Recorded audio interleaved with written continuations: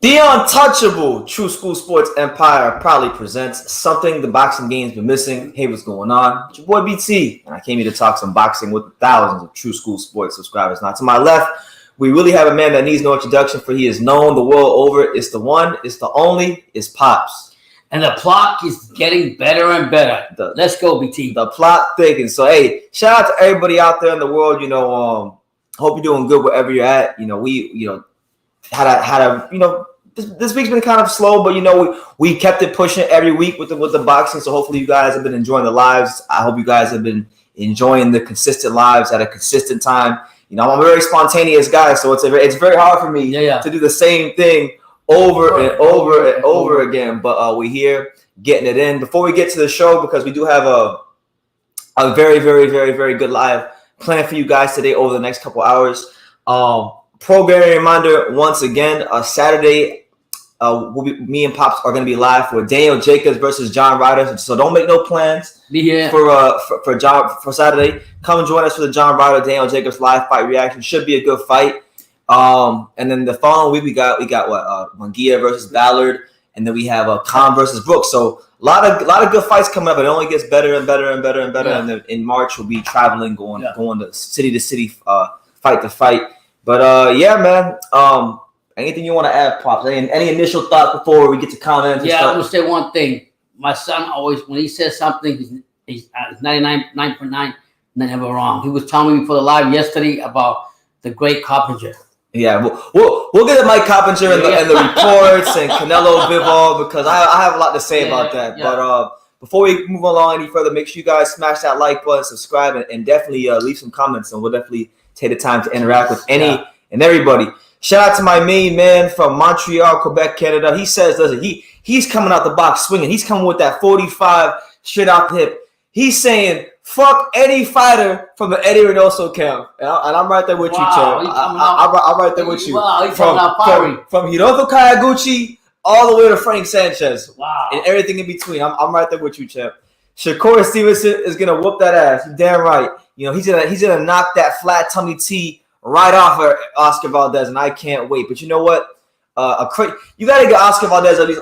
I'm going to give Oscar Valdez a little bit of credit, because when I saw Oscar Valdez at the Canelo versus Caleb Plant weigh-in in November, he was standing close enough to me, and I was close enough to yell at him, and I asked him. I said, "Hey, when are you going to fight Shakur Stevenson?" And he looked up and he said, "The next fight." Now, I didn't believe him. I thought it was full. I'm not going to lie to you guys. I thought he was full of shit. I thought following the Robinson Consensual fight, he wasn't going to go fight Shakur Stevenson. That he had absolutely zero intention of fighting Shakur. But lo and behold, I was wrong. And Oscar Valdez was a man of his word. So even though he tested positive for the flat tummy T, I got to at least put a little bit of respect on his name for being a man of his word. Check out the video. Benn got it on his channel. Check it out. Truth Seeker, shout out to him. He says Shakur will beat Valdez easy. Technically, Valdez shouldn't be champ. He popped dirty, got the breaks beat off him by Robinson Consensual.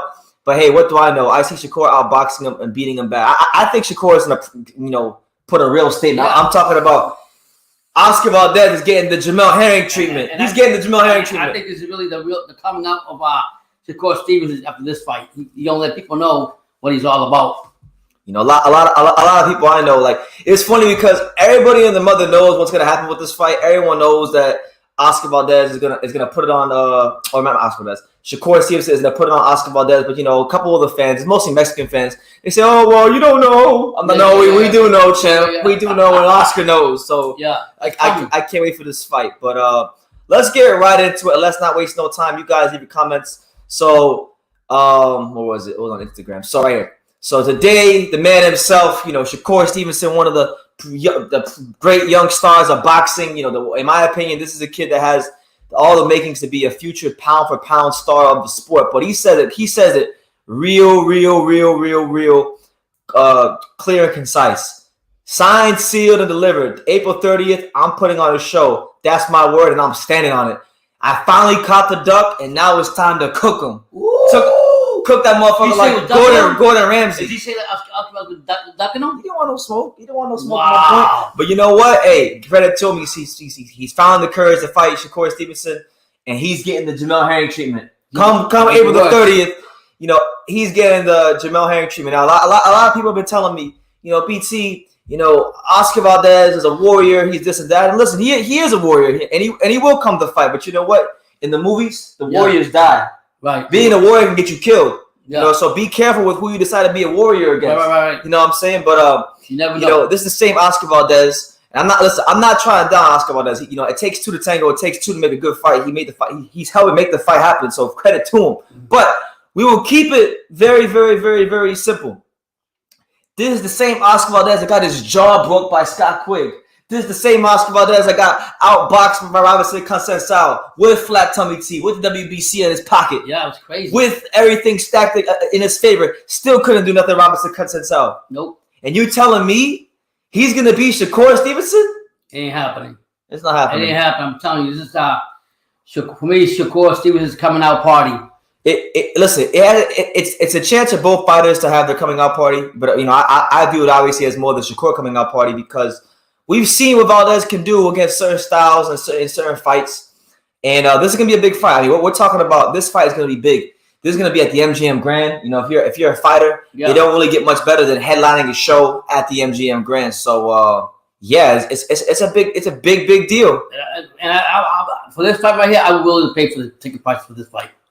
I'll be there, and God willing, I can have you there. I'm just saying, I would love. That's the fight. This is it's gonna be a toe-to-toe fight. I'm telling you that right now. I mean, it's the first time I think Shakur's gonna find a very pressure fighter that comes forward, that's got some power, that I feel has some power. Valdez, and I think he's gonna test Shakur, but I think Shakur's gonna take it in there. Well, you know, but don't get it twisted. You know, we can't let our feelings get in the way. We have to be honest. Yeah. You know, Oscar Valdez can box too. I mean, when we talk about Oscar Valdez, we're talking about a two-time Olympian, a guy that's fought at a high level as an amateur, fought at a high level as a pro, not just for a short time, but a prolonged period of time. So yeah, a good minute. So I mean, watching him come out here and do his thing, I'm telling you, he's coming out. I mean, he proved me wrong the first fight when I had Jamel. I don't know what the hell I was thinking about. I try to tell you. I try to tell you. You told me before the live. You sure that's where you're gonna go for, Pops? Should I ask you during the live? I said, you sure? Yeah, and I mean, New Jersey's dog came out of him, and Brennan told me that until he gets tested or until he gets pushed, you're not gonna see all his skills come out. I was telling somebody today because one of the Valdez fans that's being very, very optimistic. Yeah, because you know. I'm sorry, right? But I'm being honest. It's the only people that really think Valdez has a chance are the Mexican fans. And you know, fair play to him. That you know, get behind your people. I'm not shit on you for that. But I'm just being real. Yeah. Everyone with no everyone knows Shakur gonna beat the shit out of Valdez when they fight. But one thing they kept saying is you're underestimating Valdez. I'm like no. You're underestimating what Shakur can do. Yeah. Because the better the opposition is, the better he gets up for them. He's in a fight. So I'm looking very forward to this fight to see if what I believed about Shakur Stevenson all these years have been true. Because listen, I'm not someone that just jumped on the Shakur Stevenson bandwagon. I've been a fan of Shakur Stevenson before most of the world even knew who Shakur Stevenson was since before the Olympics. Yeah, what was the year that you tweeted on? 2016. Yeah, before the Olympics. Yeah. April. He fought in the Olympics maybe a couple months after. I became a fan the minute I met him. I knew the day I met Shakur Stevenson that he was going to be somebody in boxing. So really welcoming news in boxing today finally, because it was getting annoying. You know, every day hearing people say, "Oh, when's Oscar signing the contract? When's Shakur? This person's ducking." Like, I don't want to hear none of that stuff. So it is what it is. Now fight time. Usam says Oscar Valdez has been ducking for 3 years already. Wow, he didn't want no smoke. So it's good. I'm glad Shakur is finally gonna have the chance to beat the brakes off of him and establish himself as one of the best fighters in boxing. It was just a matter of time that was gonna happen, anyways. Yeah. Truth Seeker says Oscar is a cheater and shouldn't be in boxing. He's well protected by Top Rank, or he won't. He's well protected by Top Rank. No, he won't beat Shakur. He's way too technical for Valdez. Robinson Conceição embarrassed Valdez in front of his hometown. And truthfully speaking, look, the Valdez fans may not like it. The casual fans may not like it, but it's the truth. This fight it's the biggest event, but in the 130-pound division, but it's not the best fight. And it ain't the best versus being honest, it's not the best versus the best. This is number 1 versus number 3 because number 2 has already been established. Number 2, listen, whoever wins this fight, if Shakur wins this fight, he got to come see Robinson Conceição. if Valdez wins this fight, if God grants Oscar Valdez the miracle of all miracles, and he beats Shakur Stevenson, he definitely got to go see Robinson Conceição because Robinson Conceição just beat Xavier Martinez easily, and that was a WBC title eliminator. That's crazy. So listen, don't think whoever wins this fight, don't think you're getting off the hook. Yeah, don't sleep on him. You're gonna have to fight the Brazilian, gold medalist. Logic Win says, I agree with Pops. Valdez isn't going to lay down. And Usam is right. He says Valdez is more of a counterpuncher than a pressure fighter, but he can be lured into wars. We've seen it in the past with Scott Quigg, and we've seen it in a number of fights. So you're right, especially when you get fighters that don't throw high volume, that do throw high volume. Yeah, he becomes a counterpuncher. But if you wait Oscar Valdez out, he will want to fight you, and he will lose patience. We've seen that in the past. Yeah, you know what I'm saying? They've said it too. I remember they said that sometimes he doesn't maintain his discipline. Logic Win says we're going to see the best version of Oscar Valdez. I still have Shakur via knockout in the later rounds, but Valdez can be a pit bull if he wants to. He's going to be tested with this guy right here. We're going to see. If I was Shakur, I would attack the body of Valdez. He doesn't like body shots. Rewatch the Conceição fight. He was going to the body. Valdez didn't like it. It was making weird faces. Yeah, he listen. And the thing is this, right? Shakur can punch to the body, and he's a beautiful combination punch. I mean, you saw it towards the latter stages of that Jamel Herring fight. What he's capable of doing when he puts those punches together. My son been telling me for a long time. You don't know Shakur Stevenson. You don't hit all his tools not come out. And I'm like, no, Herring's gonna do it. Herring's gonna come in there. Yeah, he's gonna beat him. Man, when I seen freaking Shakur put it in the fourth gear, I said, Brendan, where did this come from? He said, it was always there. Yeah, it was always there. You just never seen it. And it's gonna come out. It's gonna come out this fight. It's gonna come out more so because, like you said, the bigger the fight, the more the box can be great. So yeah, absolutely. Valdez will pull out unless both fighters in the ring. I won't believe it. Yeah, you know what? Oh, wow. In this day and age, you like that? He's not an injured fight.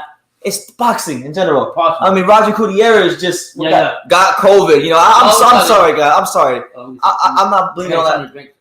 All right. I'm not believing all that nonsense when it comes to. No, I'm good. I'll have a water though. Water. But I'm not believing all that nonsense when it comes to a lot of these fighters getting COVID. So I'm going to be very, very worried and very, very cognizant of if Oscar gets COVID or something happens because sometimes certain things in boxing are just too good to be true. So hopefully this isn't a case of something in boxing being too good to be true. You know what I'm saying? So we'll see what happens. Ordinary Pete, what's up, Pops and BT? What's good, Ordinary Pete? Good to see you, champ. Hope all is well. We appreciate you. Al the Pal, he says best fight so far, I guess, for this year. It's a really good fight if it comes off, but I don't know. I like that Cholatito versus Martinez fight better. I like Gary Antaroso versus Victor Postal better, and I also like I like Xander Zayas versus Quincy Lavalas about the same amount. Just being honest, but that's just me. Those are just personal preferences. But that's my opinion. They need to go for Ryan Garcia's body. No one really goes for it. No, but I think if in Ryan's next fight, Tego will press him. I think Tego will be throwing a lot of punches. You'll see a lot of volume, and he'll try to target that body. I don't know how long Tego's gonna last, and I'm not sure what Tego's punch resistance is gonna be like if Ryan lands one of them big ass left hooks. But he's gonna have his chance. So I'm just listen. Either way you cut it up, slice it or dice. I'm just glad they finally got this fight over the line because this was the fight that this weight class needed in a major, major way. And for Shakur Stevenson, look, I wanted to win this fight. I want Shakur to make a statement performance, maybe win another fight or two at 130, and then go up to 135 and start exposing all those hype jobs up at 135. Because I'll tell you this, when all the smoke clears and Shakur Stevenson has unified this division and he moves to 135. All them other hype jobs are moving up to 140, and they're not going to want to fight him at 135. You know what I'm saying? So I'm very, very, very excited about that. It's for the belt too, right? It's for the unification. Wow. It's the unification fight. So should be a fun fight. But you know what? Look, I'm going to come back to Shakur Stevenson versus Valdez. If you got any questions about this, feel free to come back. But I wanted to kind of pivot to something a bit more juicy and talk about something else. Well, I don't know about briefly, but we're going to talk about it. Yeah. And it is in the title, so it's not like I'm talking about something that's not in the title. But listen, man, I told y'all yesterday when we went live. I told y'all yesterday when we went live. I said, this freaking clown, this shill, this clown, this just scrub, Mike Coppinger. Yeah. You cannot trust his reporting. He's a puppet. He is somebody that the promoters and whoever used to push narratives.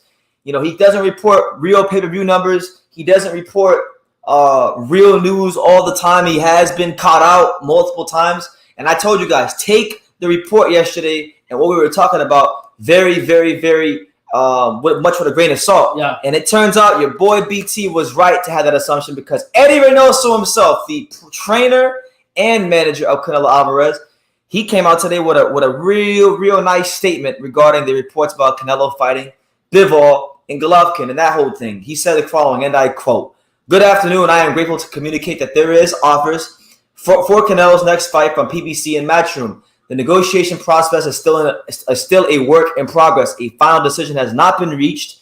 As of now, all information published yesterday has no truth or foundation behind it. Once we have a signed agreement, our team will be the first to notify the public." Wow. Which means that Mike Coppinger pulling up figures out of his ass, talking about, May 7th is, September that, you can't trust it. And that's why I always tell you guys, look, when it comes to fights, when it comes to especially big fights at that level, until you see it from the promoter or fighter, until you see the date, the TV venue, the contract, you don't believe it. You don't trust it 100%. You have optimism that it will come to pass, but you don't trust it 100% because the truth of the matter is you don't really know until the sources themselves confirmed it. You cannot just assume. You know what they say about assuming or say it's close or we nearly have it signed. That don't mean jack. This is the same Coppinger that on a routine basis, he'll go in there and he'll report these pay-per-view numbers and he'll say, oh, the pay-per-view is tracking at about this amount of numbers. No. What the fuck are the numbers? Don't tell me it's tracking at about. Don't report pay-per-view numbers until you actually have the pay-per-view numbers. What the facts. And this is a recurring theme that Coppinger has. So I'm just saying, you can't really trust anything that's reported by him. People don't like. They may say, "Oh, BT, you're hating on Coppinger." I'm not hating on Coppinger. I'm telling you the truth. And once again, I told you that you got the truth again. A lot of people don't like the truth, but I'm a truthful person. And I think by Reynoso coming out with that message, what he brought out, I don't really think that the negotiations are going as great as they are. Because why would he come out and say at the end of about the contract and all this is not true, this and that. There's got to be some. It's more detailed than that. But we can't all just put our eggs on carpet. Put everything in our baskets. My son's been telling me, you know what? I have done this. My son's been telling me this for years. This is like all the time he was born. Not just about boxing, about life, about buying things at the store, the quality and people, everything. And I blow him away, and then it comes back and it hits me in the face, just like it did yesterday before the live, on the live, when he told me, don't listen to the Coppinger. Don't listen to him. I was telling him he's a very respectful, reputable. Reputable? No, he's not. My brother said, where you get that from? Who told you that? Who told you that lie? Coppinger? You serious? Yeah, so now I know not to believe that. But then brothers always tell me the three golden rules that he just told you. Date, venue, TV network. You know what I'm saying? So it is what it is, man. Truth Seeker says, who do you got, Ugas or Spence? I'm going with Ugas. He's very fragile right now, long layoff. If Ugas shows up like he did against Manny, he wins. But I'm not counting out Spence, though. He's going with Ugas. I pick him up from the start. I think he's going to come back. Coming from that fight where he bought Manny Pacquiao, he's going to be in a lot of very confident from winning that fight. I love his style that he brings, the Cuban style, I'm going to say, the way he fights, the high guard and that. If Manny Pacquiao couldn't get in, mark my words, Spence ain't getting in. That's not how it works, but I'm going with Earl Spence with a workmanlike performance, working the body, using that volume jab. I don't think he's gonna stop Ugas, but I got him with a solid little performance and getting a win. But we'll see, man. I want Ugas to win because of the whole Crawford situation. We know that Earl Spence Jr. is scared to death of Terrence Crawford and doesn't have any faith in his skills when it comes to Terrence Crawford. So I'd rather Ugas win because I feel like Ugas would actually there'd be a higher chance of Ugas fighting a Terrence Crawford than Errol Spence. But and shout out to him, man. He's not afraid to fight anybody, and he's not trying to duck away from nobody. Something that Spence been doing. Usam said it right. Coppinger is a matchroom shill like 3/4 of the reporters out there. Well, no, he's an everything shill. He's a shill for matchroom. He's a shill for PBC. Whoever sends that most money to the Cash App or the PayPal or the Venmo or any of that, crazy, that's what he's going to show for. Straight up and down, no special effects. Look, Coppinger has been wrong way too many times to count. I mean, he swore up and down. Everyone swore up and down that the Charlo fight. Remember a couple weeks ago? He's the one that reported the Charlo thing. The same thing? Same guy. So you can't get crazy when we talk about Michael Coppinger reports. I'm sorry. Call me a dickhead, call me whatever, but he's a shill like a lot of these reporters. Ron Sizzle, 402. Shout out to my guy, Ron Sizzle. He says Shakur Stevenson will stop Valdez. He is way too smart in the ring, like a lion who knows how to eat when he's hungry. Shakur is a shark in the ocean, to be honest. Shakur will be pound number one day. He's a shark. Blood number one. Yeah. I agree. I've always thought Shakur Stevenson had the talent and the ability to be just a top fighter in boxing. And he's going to prove it once again. Yeah, what's sad about it, I started criticizing Shakur. I say just tap. He dance. He don't dominate. He don't do this like I like to see. And Brendan told me, Dad, you're going to learn your lesson. I want to ask you again in the Herring fight, who are you going for? Because you're going to find out real quick. Before it was the fourth round, whatever round was, I said, Jesus Christ. Right? I told you. I'm still laughing about it. I still think it's funny that you But it's good, though. It's good. Yeah. Alda Powell says, everyone said David ain't fought nobody to fight Canelo. Before Floyd, Canelo's best name was Shane Mosley. If you want to give credit to Trout, I guess. The rest, nobody on nobody knew on Canelo's resume. That's not true. He fought the great Francisco Villanueva 3 times when he was a prospect. He fought the 5-17 Francisco Villanueva and got a split decision with him in a draw. So he fought killers. Canelo fought other killers. Yeah. Let these reporters and these analysts tell you that Canelo fought nothing but killers his whole career. Believe that if you want. Yeah, believe that if you want. But you know what? Look, Benavidez is in the same predicament, in my opinion, as Andrade. You got a lot of people in boxing that want to see him fight Canelo.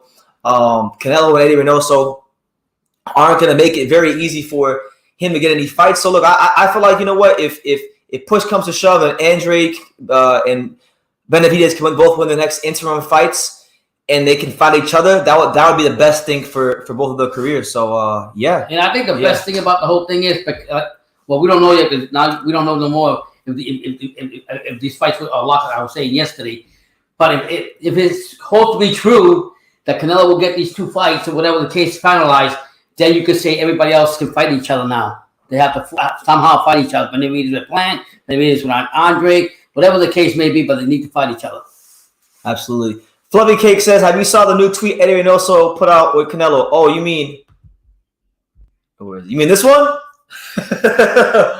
He said, listen, man, I told you guys, it's too good to be true. Y'all really thought we was going to get Bivol versus Canelo? I told you guys. I told you. So you know what that means, right? If he's saying that there's still work in progress. There's work in progress. That means that Makabu and Anthony Durrell still in play. Don't rule it out.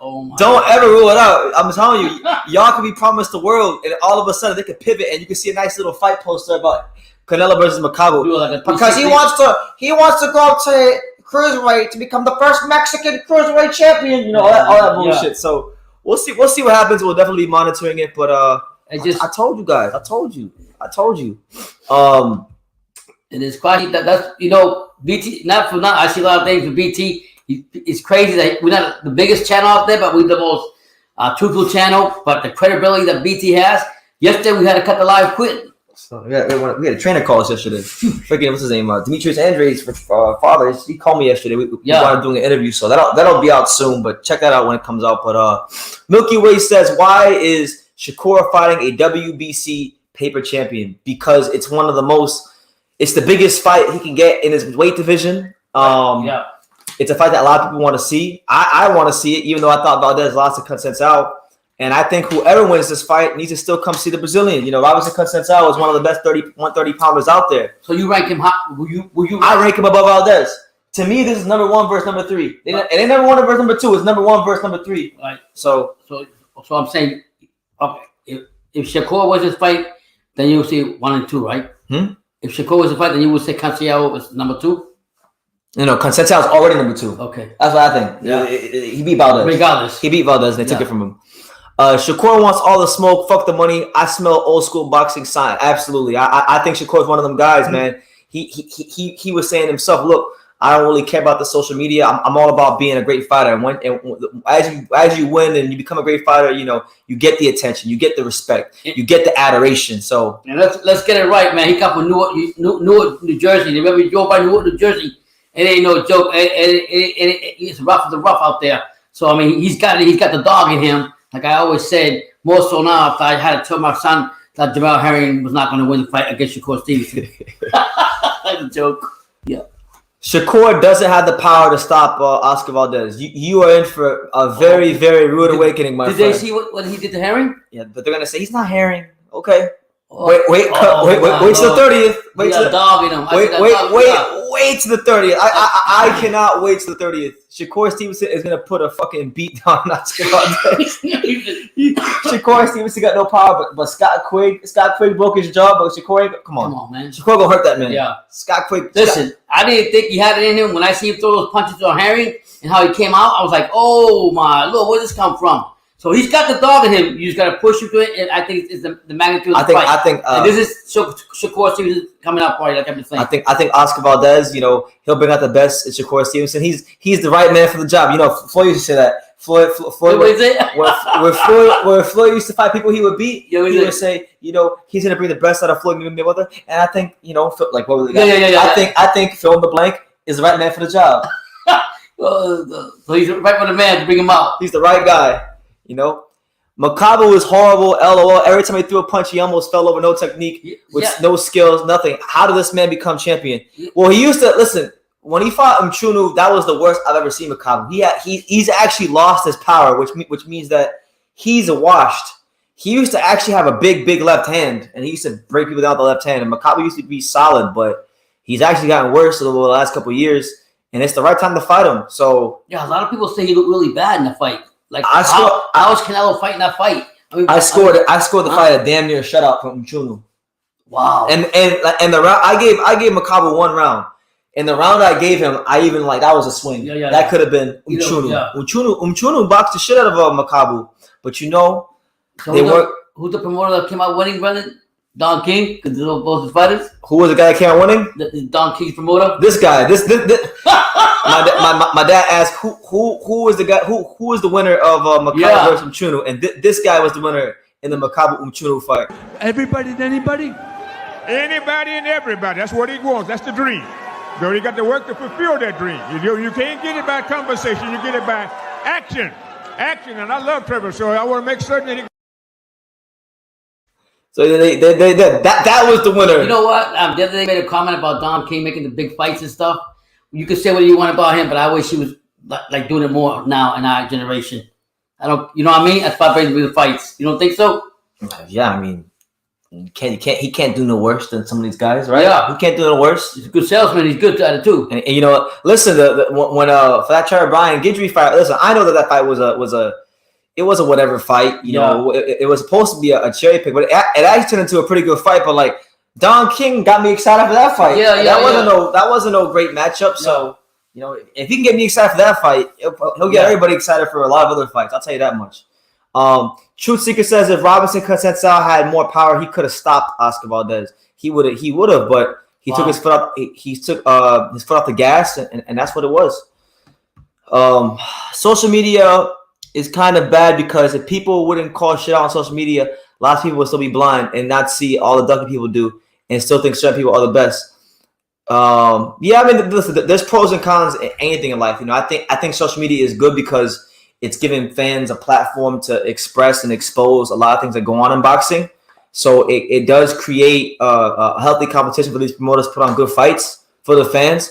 But it's also bad because now all the fighters are extra They're extra.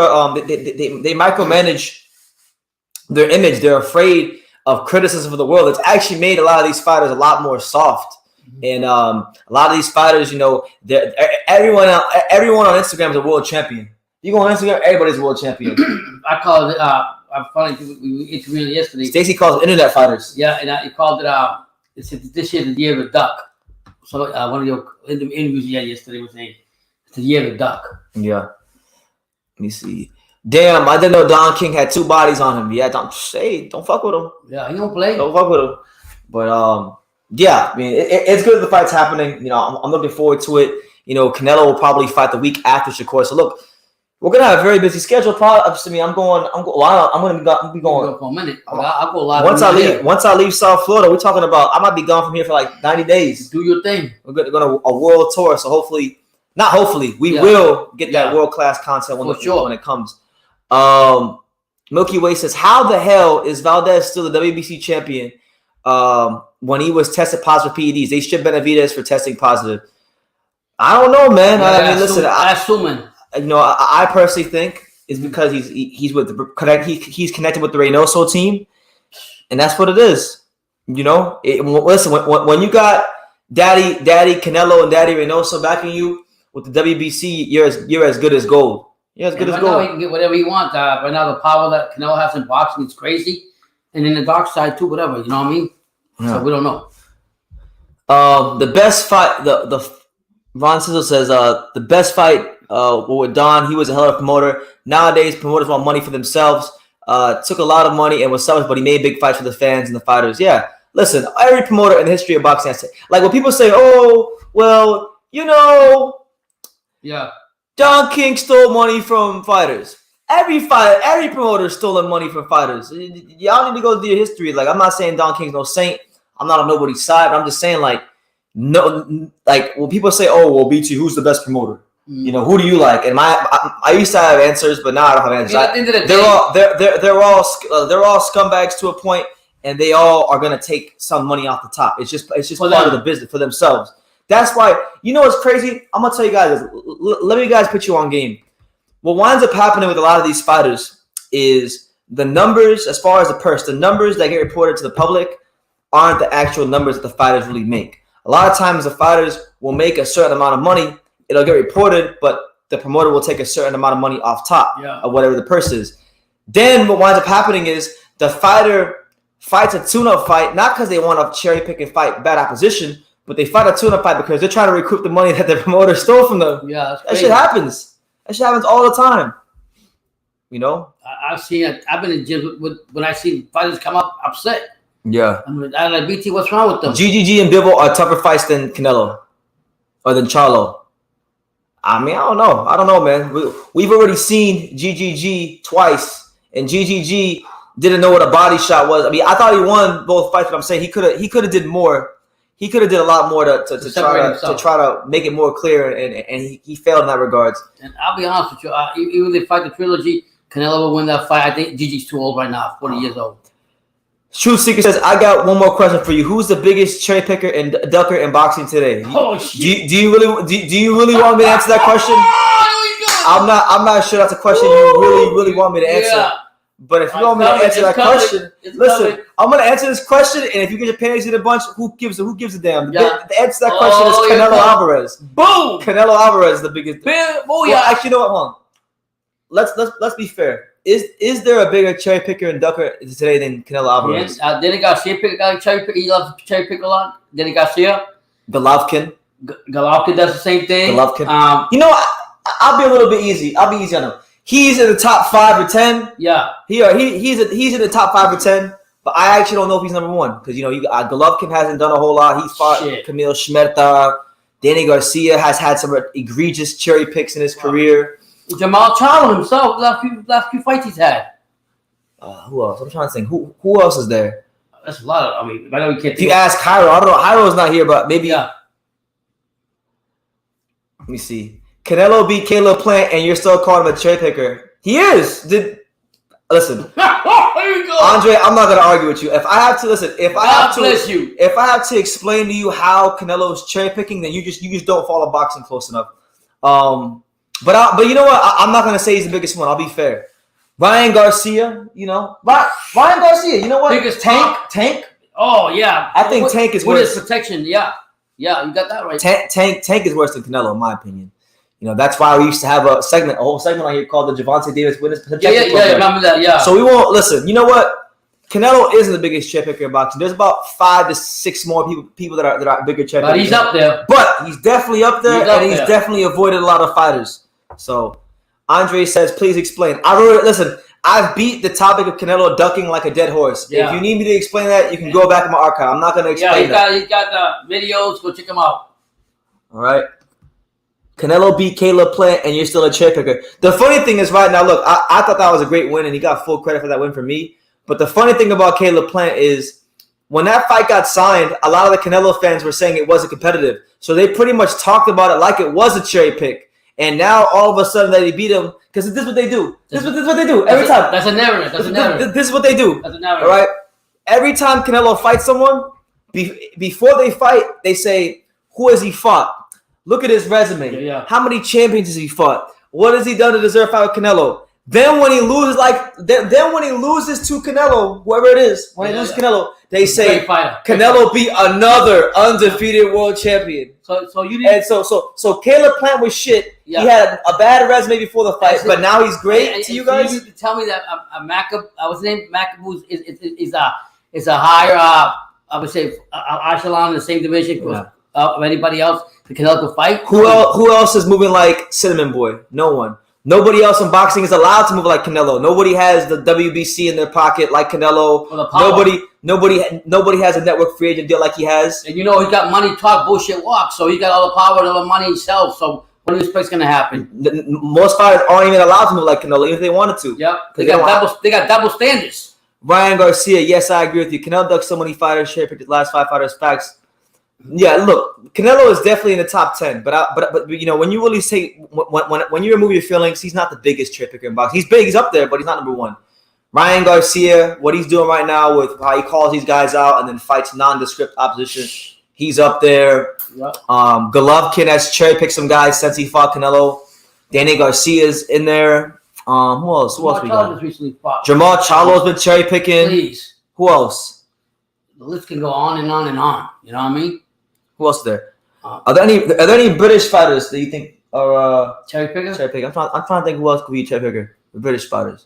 Well, I don't know if it's a cherry pickup. I'm gonna say Benn picking the 140 pounds. Conor Benn. Conor Benn is getting there, and shit, we'll get to him. Right now, actually, let's get to Conor Benn right now. So we'll go to screen share. Speaking of Conor Benn. But shout out to everyone here, whether you agree or disagree. Appreciate you guys. Thank you so much. Conor Benn, right now, he's working his way up. He ain't quite Ryan Garcia. But he's getting there. He's not Ryan Garcia, and he's not Canelo, or he's not Danny Garcia yet with the cherry picking. But he's working his way up. Yeah. Picking all these 140 pounders.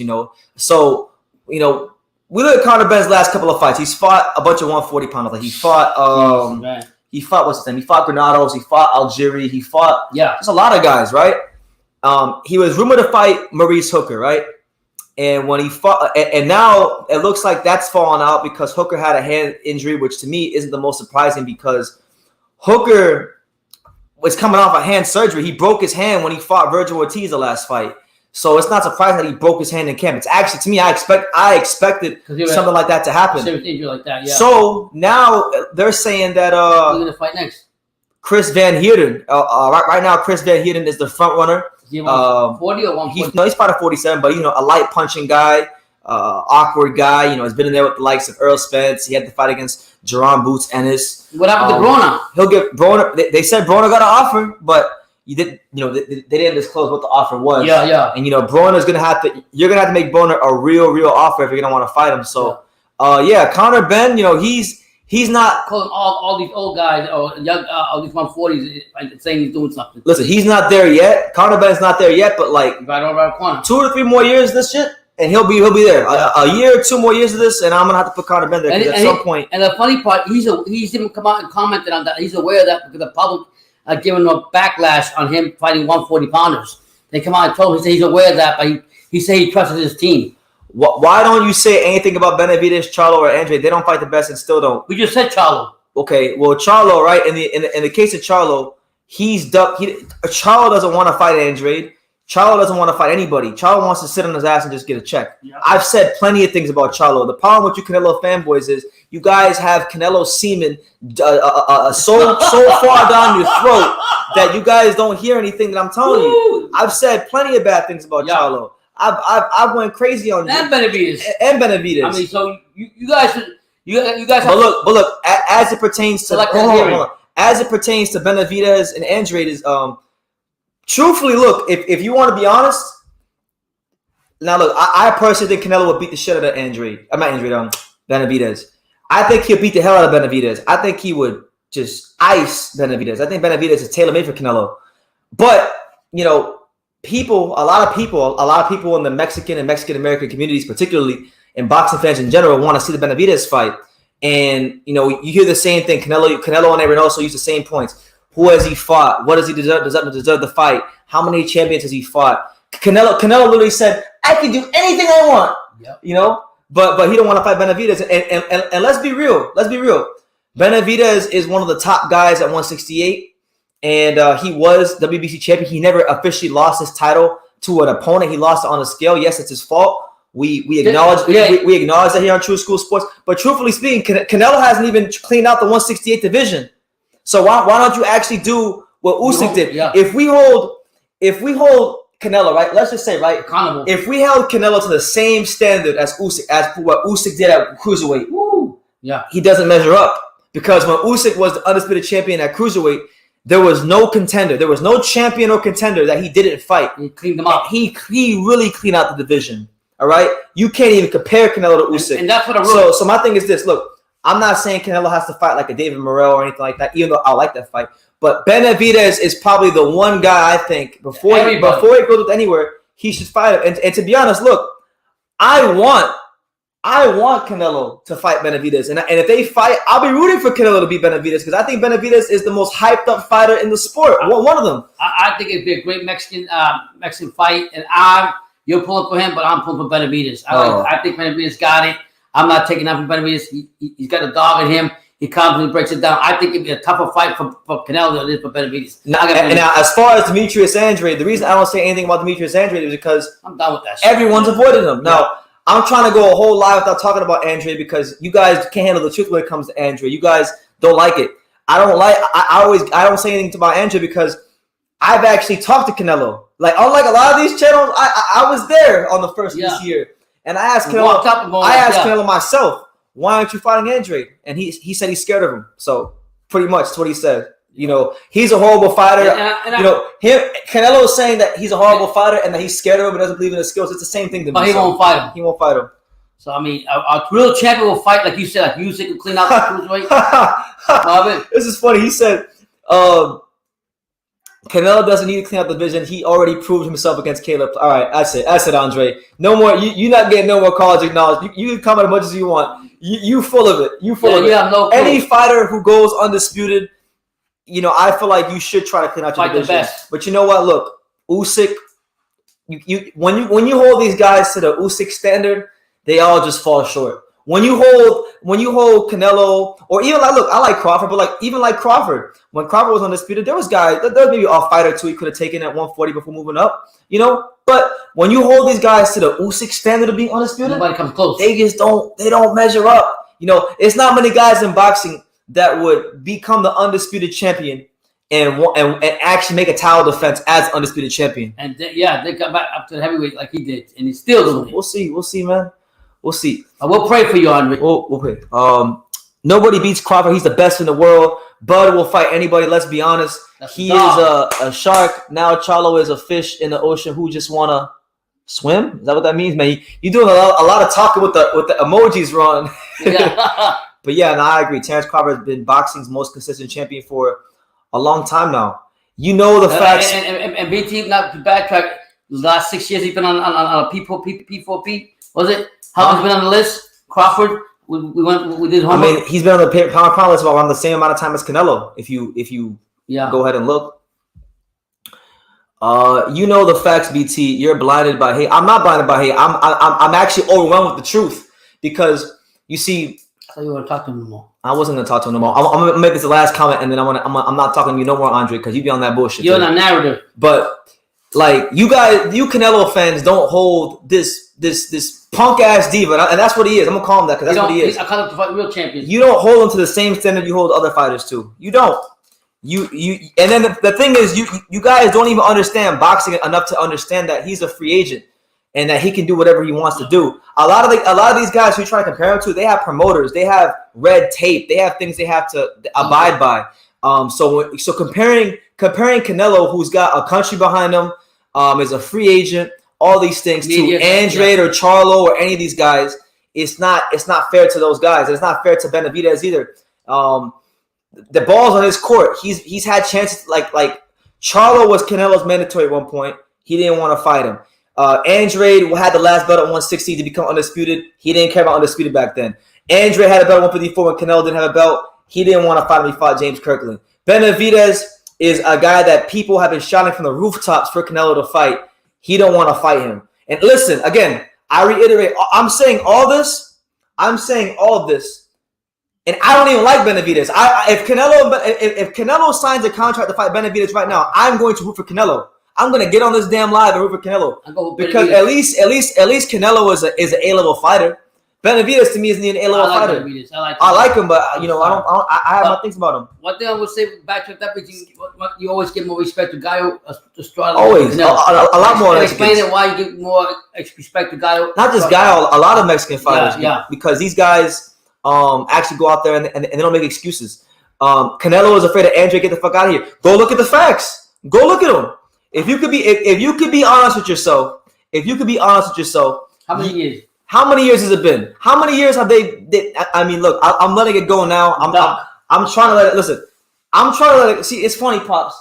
I let it go. You guys don't understand. I'm trying to let that whole thing go. Like, bring it back to life. It's a new year. You know, I've accepted reality. Like Canelo doesn't believe in his skills. He doesn't think he's good enough to beat Andrade, so he wants out of contract to fight him. That's okay. Move on. You can have lack of belief in yourself. You can go and you can avoid as long as you want. It's okay. Like, do what you want to do. If you're making millions of dollars, hundreds of millions of dollars for not fighting him, and you don't got to fight him, then more power to you. I can't knock Canelo for making that money.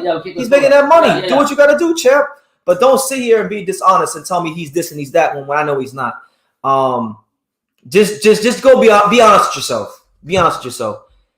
Canelo has been good fighting since he was 15. He almost got knocked out on his pro debut, but that's neither here nor there. Them boys need to fight each other over and over, make their own legacy. Canelo has proven you wrong over and over. No, he hasn't. He lost to Floyd. He got schooled by Floyd. He ducked Demetrius Andrade. There's plenty he hasn't proven. There's plenty of it. All right? They don't call, like my man Keith said, they don't call Andrade the most fighter in boxing for no reason. The guy is freaking hard to beat. They can say I've heard it all with Andrade. They can say he fights an ugly style. They can say he's tired. They can say everything. But you know the one thing they stop saying? Let's fight. They don't got the balls. They don't have the balls to fight him. Yeah, that's all. Andrade and Crawford, two of the best in the world. Who do you got versus Taylor and Serrano? That's a hell of a fight. I like that fight a lot.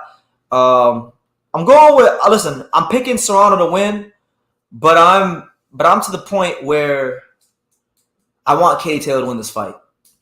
Amanda Serrano's full of shit. I think I want Katie Taylor to punch Amanda Serrano squarely in her mouth. Yeah. And I'm gonna tell you why. I like Serrano, but I'm not an idiot.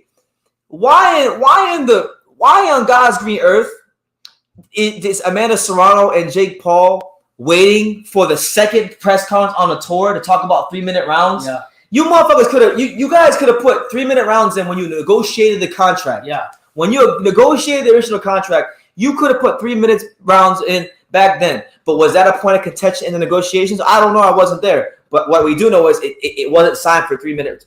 So why are you trying to do that now? I think, all this posturing and virtue signaling about equality, it's all publicity stunt. And they don't really want to fight 3-minute rounds. Like, come on, let's be real. Yeah, and I will say one thing. Anybody can say what they want to Katie Taylor. She has no personality, but one thing you can say, she can box in that ring.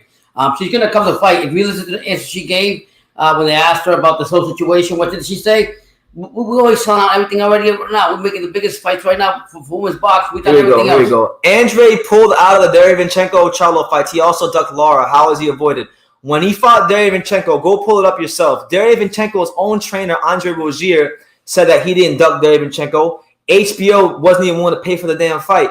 As far as Charlo, the Charlo fight was never signed, and if you actually went and did your homework, you would know that the promoters at the time, there was a miscommunication about the fight. The fight was never formally signed. And listen, I'll do this. If any of you guys, if anybody on this live can find a video of a press conference for the Charlo versus Andre fight from 2014 when the fight was supposed to happen, supposedly, I'll super chat you. I'll PayPal you. What are you talking about? Ooh. Come on, man.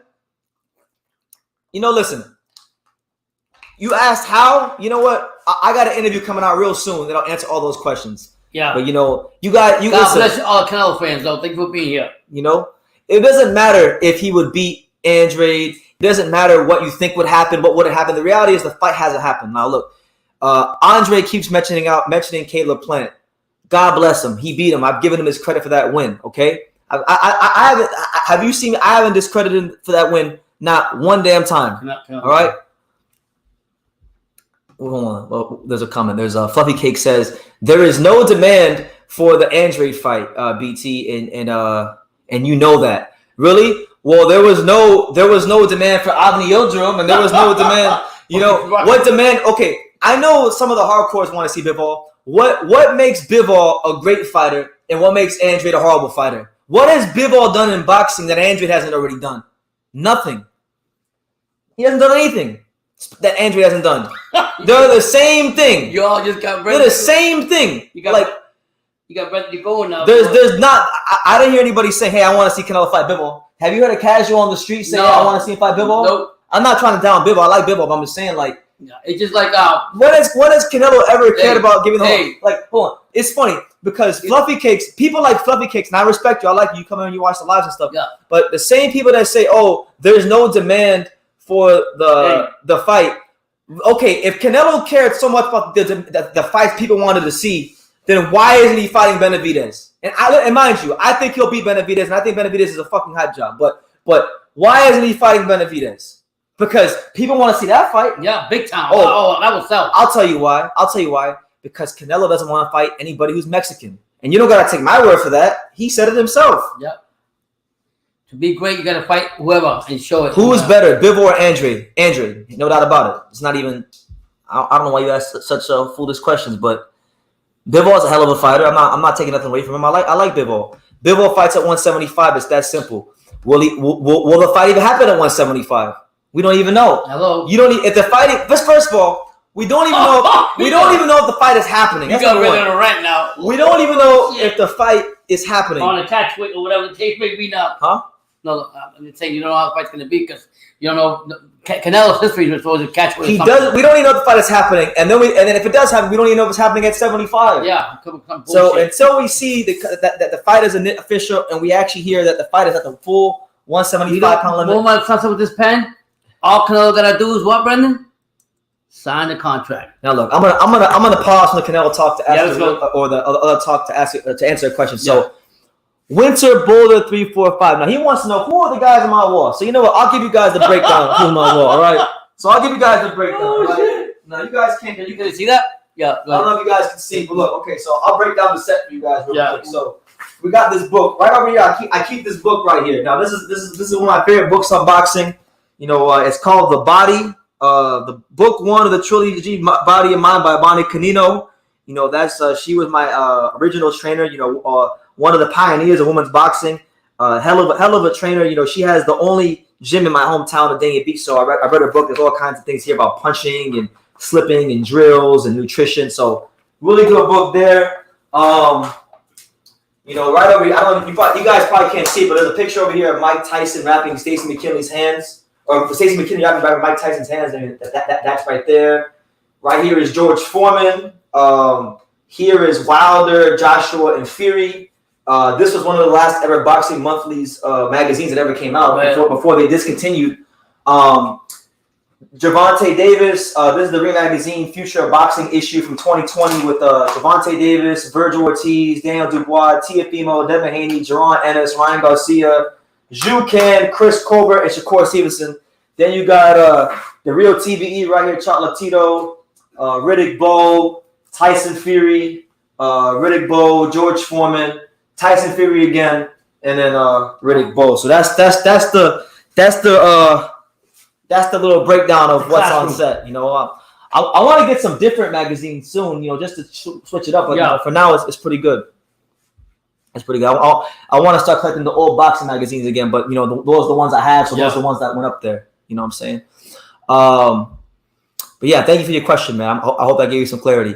I hope so. Just imagine if Canelo beats Bivol. It'd be good. I'm ready to give him his credit. Just as long as he fights him at 175 with no ridiculous catch weights, we good. I just want to see a fair fight.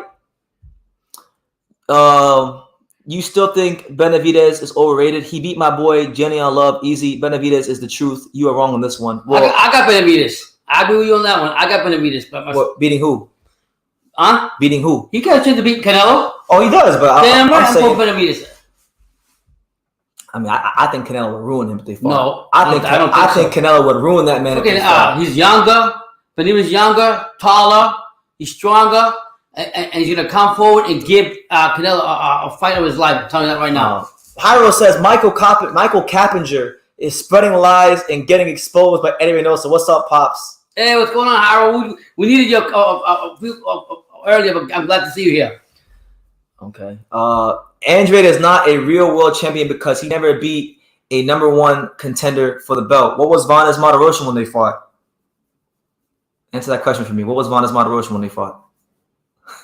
and when Andre won his second world title against Walter Kakadawa, who was the original opponent? Let's play some boxing trivia. When Andre won his second world title at 160, who was the original opponent, and why did that original opponent not fight him? And what happened for him to fight Walter Kakadawa? Please answer that question for me. I have amnesia. Help me out. Help me out. Holy shit! I appreciate. Listen, I appreciate the back and forth. Yeah, I love it. Back and forth. It's fun. It's all fun. good. What's up, True School? What's up, Baki Hamla? Good to see you, Baki. A long time viewer of the channel. Yeah. The crazy thing is, Pops, we're having so much fun. We're only we're only an hour in. I love it though, man. We haven't even got to other stuff. Yeah, so. But I mean, it's good. Like I said, getting good feedback. You have your opinions. We have ours. This is what makes boxing more interesting. The back and forth. But you gotta have facts sometimes. Absolutely. Fabio Kick says Canelo stops Benavidez in the late rounds. I mean, hey, I got Benavidez. Be cool to see it happen. It's a fight that people want to see. Makes you want to see. Since Canelo cares about giving the fans the fights they want to see, hey, might as well do it. What's in the way until Benavidez turns out to be 40 years old too. Yeah. Great stuff on your wall. I have a signed picture from both Leonard and Durant on their second fight. Been looking for stuff. Yeah, I mean, that's really dope. There's a lot of good boxing memorabilia out there. At some point in time, I've been telling my dad this for a while. My room I have here, I'm trying to get I have a lot of pictures of myself with a lot of these fighters, and I want to get it on my wall. The problem is he's always traveling. So I'm never home. He's about to be called for 3. This is probably the longest I've been home. Yeah, I know. That's what I'm saying. And you're about to go on another voyage. Yeah. Hyro says Bivol has never beaten a champion. He was elevated to champion. Yeah, Hyro, right? Hyro always says that Bivol ain't no real world champion because he never outright won the belt. He was elevated to champion. I don't even know that. I didn't know. Now he did legitimize. I give Bivol credit. Defense. He did legitimize himself. He beat Joe Smith Jr. before Joe Smith became champion. He beat some good fighters, but Hyro's not having it. Because Hyro's Arta better be. If he's team better be all day. Is he? Yeah, I was telling my son about that, but Bitter is fighting Joe Smith, so we have to wait because everyone had the hype on Bitter, but when they seen him fight the last fight, nobody wants a piece of him now. Yeah, Bivol did beat Joe Smith, a current champion. I don't know a champion today that Andrade beat. Other than that, there would be similar opponents for Canelo. Yeah, that's true. But he did beat guys that knocked out world champions. Like he beat Willie Nelson, who knocked out Tony Harrison, and he's beating plenty of solid guys. So it is what it is. And to be fair, he wants the big fights. Nobody want to fight him. So what he's supposed to do? Why is Andrade not fighting Munguia, who's the number 1 contender? Instead, his last fight was against a number 6 ranked fighter. How many years? You're actually wrong. Quigley was actually the number 10 ranked fighter at was it 160? Yeah, he was the number 10 ranked fighter. And so I'm actually being fair. I'm not giving Andrade more credit than he deserves for fighting Quigley. Quigley was ranked 10. He won the WBO and ABO title against Mosley the fight before Andrade. And as far as Munguia, 6 years. I mean, for shit, man, you might need to go watch the interview I did with Golden Boy Promotions. You do some homework, man. 6 years you've been waiting for.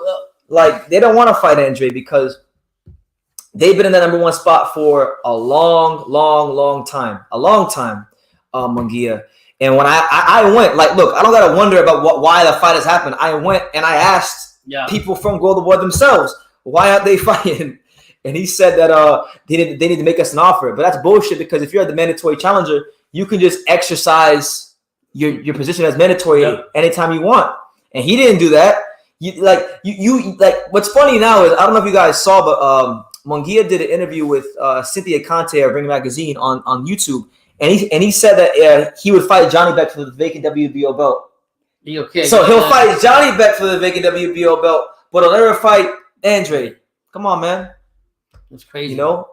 I'll tell you this. Munguia, fuck the Johnny Beck fight. Fuck them. The only fight Munguia need to be talking about is Eubank. That's the only fight we need to be hearing about in boxing. Because that's a good fight. You know, Eubank's a big name. He brings good numbers. He brings a great entertaining style. Make that fight happen. Paul Wright's my best friend on planet Earth. He says the greatest boxing show in the universe. He's damn right, champ. We here getting it in, talking that real boxing talk. Hope you're good, Paul. Hope your day was good. You know, we getting it in right now. And the crazy thing is, we haven't even got to the other news yet. We still because we had so much fun ranting and raving about what's his name, Canelo and Shakur Stevenson and all these guys. You know, but yeah, I think Munguia needs to be fighting the likes of, like, you know, I'm not going to be mad if he fights Johnny Beck, but the reality is this. Johnny Beck Alam Kali is going to fight Esquivio Falcao in an interim fight. And then that will leave Munguia free if Munguia, because Munguia is fighting Demetrius Ballard next week. He should beat the Ballard because, for one, Ballard is not that good to begin with. Like, he should beat Ballard easily. And on top of that, he's fighting in Mexico. So we know that if Demetrius Ballard doesn't bring a grenade launcher and fucking blow this dude up, he's not getting a decision in Mexico. So, and I'll be honest with you, I don't like Jaime Munguia. I was a big fan in the beginning. I don't like him. I think Hogan beat the fuck out of him, and he never got a. Ever since that fight, I don't like him at all. Jairo says that he's gonna fight Jason Quigley. Watch. I'll tell you this. You guys might think I'm crazy, but I know Munguia ain't getting Quigley out of there in 2 rounds. I know he ain't gonna. I know he ain't gonna do what Andre did to Quigley. And don't be surprised if they fight if Quigley makes that competitive. Because Quigley looked bad against Andre. He looks bad, you know. But that's because Andre is on that level, and the style was good for Andre. Munguia will stop Quigley, but it's not going to be in no 2 rounds. He will take Munguia at least 6 to 7 rounds. I promise you. Yeah. We are finally going to get good fights at 160 now that Andre and Charlo are leaving. Absolutely. Did you say that though, brother? Yeah, well, it's not really Charlo. It's more so Andre. Now that Andre is leaving, people are now going to get courage. They're going to start to believe in themselves again. They're going to have a renewed sense of confidence. And they're going to start fighting each other now. Because the sheriff left. Because the dog of the division left. Yeah. Do you think Munguia will fight Johnny Beck? I think Golden will make that fight. Listen, anybody but Andre. They don't want to fight. They don't want to make that fight happen. So, you know, I personally look. Johnny Beck's going to have that interim fight with Falcao. I would like to see Munguia versus Eubank. I want to see if because I have my doubts. I have my doubts if Munguia could even beat a Chris Eubank Jr. The Roy Jones Jr. trained Chris Eubank Jr. And he comes to fight, because you saw what Rosado was doing in that fight. You know, no disrespect to Rosado. Rosado's a warrior. Rosado comes to fight. Rosado has improved over the years, but like, come on, man. Munguia versus Eubank. That's the fight to make. That's all I'm saying. Make that fight happen. Mm-hmm. Now we're gonna get into some other news because I don't want to sit here and talk about the same thing. You guys can decide to leave your comments down below if you want. Subscribe if you're new to the channel, and listen, if you love the work, if you love what's going on True School Sports, if you enjoy these lives, definitely super chat. It will go a long way towards helping me get around and going to these fights and getting you guys that world class boxing content. Now we're gonna go back to screen share, and we're gonna get into some new other boxing news. Now I already talked about Benn, but I wanted to talk about this, Pops. Now, I don't know if you saw this, but you can say the date for this card. All right. Yeah. So this fight's been rumored to happen for a little bit of time now between Erickson Lubin and Sebastian Fundura, and they got a date now, and they're going up against the Ryan Garcia fight against Tego.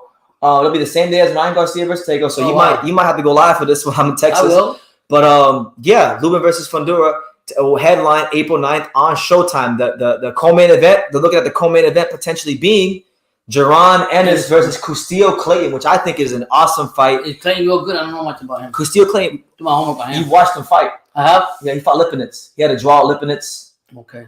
Canadian, black Canadian, a good jab. If I see him, I'll know. Anyway, Castillo Clayton, I think, versus Jaron Ennis is a good fight because Clayton, although he's not the biggest name, he did have a good fight against Lipinets, which a lot of people thought he won, myself included.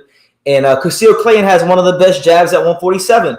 And I think this fight will be a good test of just how good the boxing skills of Boots. And if he can go in there and stop a good undefeated guy like Clayton, that's not the guy that's trained by Virgil, right? There's a black guy from Virgil that I really like. From who? From Virgil. No, he's not on Virgil. Okay. This is the guy that the dude Bobby is assistant trainer for. Remember Bobby, the guy who trained Ryder Salim that was on the channel on Saturday? Go ahead. I don't recall. Bobby. He was here on Saturday. Pops. Come on. I don't recall. The dude who trains Ryder Salim, the black dude that super chatted the channel on Saturday. Oh, Bobby. He works with Castillo Clayton. That's what I'm saying. Okay, that's what I'm saying. So you're gonna meet him up when you go. Yes. He works with Clayton. Listen, guys, I have bad memory. Boots gonna fight. Listen, guys. My dad's from the war. Everything. So he be watching fights sometimes, and then he don't remember nobody. So yeah. So you gotta be really good for my dad to remember you. But either way, I digress. Yeah. Lubin versus Fundora is an interesting fight. I'll be honest with you, Pops. I don't like either one of them. I don't like Lubin and I don't like Fundora. I don't like Lubin because in the past, me and Lubin had some words in the past. Yeah, but as far as that, I think he's overrated. I always think he has been. But he's in the come up, right? But to his credit, he's won 6 straight fights since getting his ass knocked the hell out by Charlo. He wants a rematch with Charlo. He wants to fight Charlo sometime. Yeah, and he wants to rematch with Charlo, and I want to have sex with Prime Jessica Alba, but we can't always get what we want in life. That's true. We can't always get what we want in life. Yeah. So it is what it is. Yeah. But yeah, what do you make of this? What do you make of that fight, Pop, with Fundora and Lubin? I remember Fundora, but Lubin, I know that he's on the. Fundora's a 6'7", 154 pounder. Looks like a giraffe. You know what I'm talking about? I think I've seen him. The dude that looks like a giraffe. No, he'll beat him. I think Lubin's on a con up. He's doing his good thing. He's coming up to try to get a big title shot, and why not? I'll tell you this. We have our personal feelings about him, but as far as him coming back and doing his thing, I gotta wish him the best. Yeah, we wish Lubin the best. It should be a good night on Showtime. Hopefully they stack the card with more good fights for the fans. And this is good to see that. And listen, listen. Honestly, Ennis should be the main event. Fuck Lubin is Fundora. Fundora should be the co-main event. All right. Lubin should be the co-main event. Boots should be. Listen, I'm gonna look into the camera. Hold on. We're gonna get our screenshot. I got a message for the fine folks at Showtime Boxing. Shout out to everybody here. Listen, man. Listen. Showtime Boxing. All right. Steven Espinoza. All parties involved. Listen, man. Jaron Ennis is not a co-main event. Stop disrespecting him. Every time he fights, he should be the main event. Not no damn giraffe. Not no guy who got knocked out in the first round against Charlo. Jaron Ennis should be the main event, especially when you factor in he's fighting a good, very skilled welterweight like Castillo Clayton. So Showtime, stop disrespecting Jaron Ennis. Make him the damn main event already. Yeah. And a big card. Steve Z says he's interested in the Fundora fight with Lubin. He gives Lubin the edge, but it's a close 50-50 fight. Yeah. We'll see. I'm not really high on either one of them. So, personally, not really interested. Really, I'm not really interested, but I know it's a big fight for the division. It is what it is. Hyro says, "Pops, my boy Snoop Dogg bought Death Row Records. Pops, were you listening to 90s rap?" He wants to know the real question. Yeah, I'm listening to all kind. I'm tuning into all kind of rap now. Yeah. He's been in the room listening to rap the last couple of days. Yeah, Pops. Do my thing. I don't know if he's still here, but Winter Boulder said, any thoughts and comparison between Benavidez' fighting style and the Carlos Monzon fighting style? I'm not going to sit here and act like I've watched a ton of Carlos Monzon, so I don't really have an answer for you. I have to watch more Carlos Monzon to really give you a real answer, to be honest. But I know Monzon was a great fighter. I know he was a hell of a champion. He was a beast. And that was really it. But I haven't watched enough of him to give you an in-depth analysis. So I'm not going to sit here and fake the funk and say, oh, well, no, none of that. Diego, what's good, champ? How you living? What's up, Diego? One of the only Canelo fans that's worth anything in the world. You always say that. My man Diego. Most Canelo fans ain't worth ain't worth the scum between my toes. But Diego's a good guy. You got respect for him. Hmm? You got a lot of respect for Diego. Mm-hmm. I was taking a nap with my FTB, but I appreciate that. Thank you, Diego. Thank you. Hold on, guys. Hold on.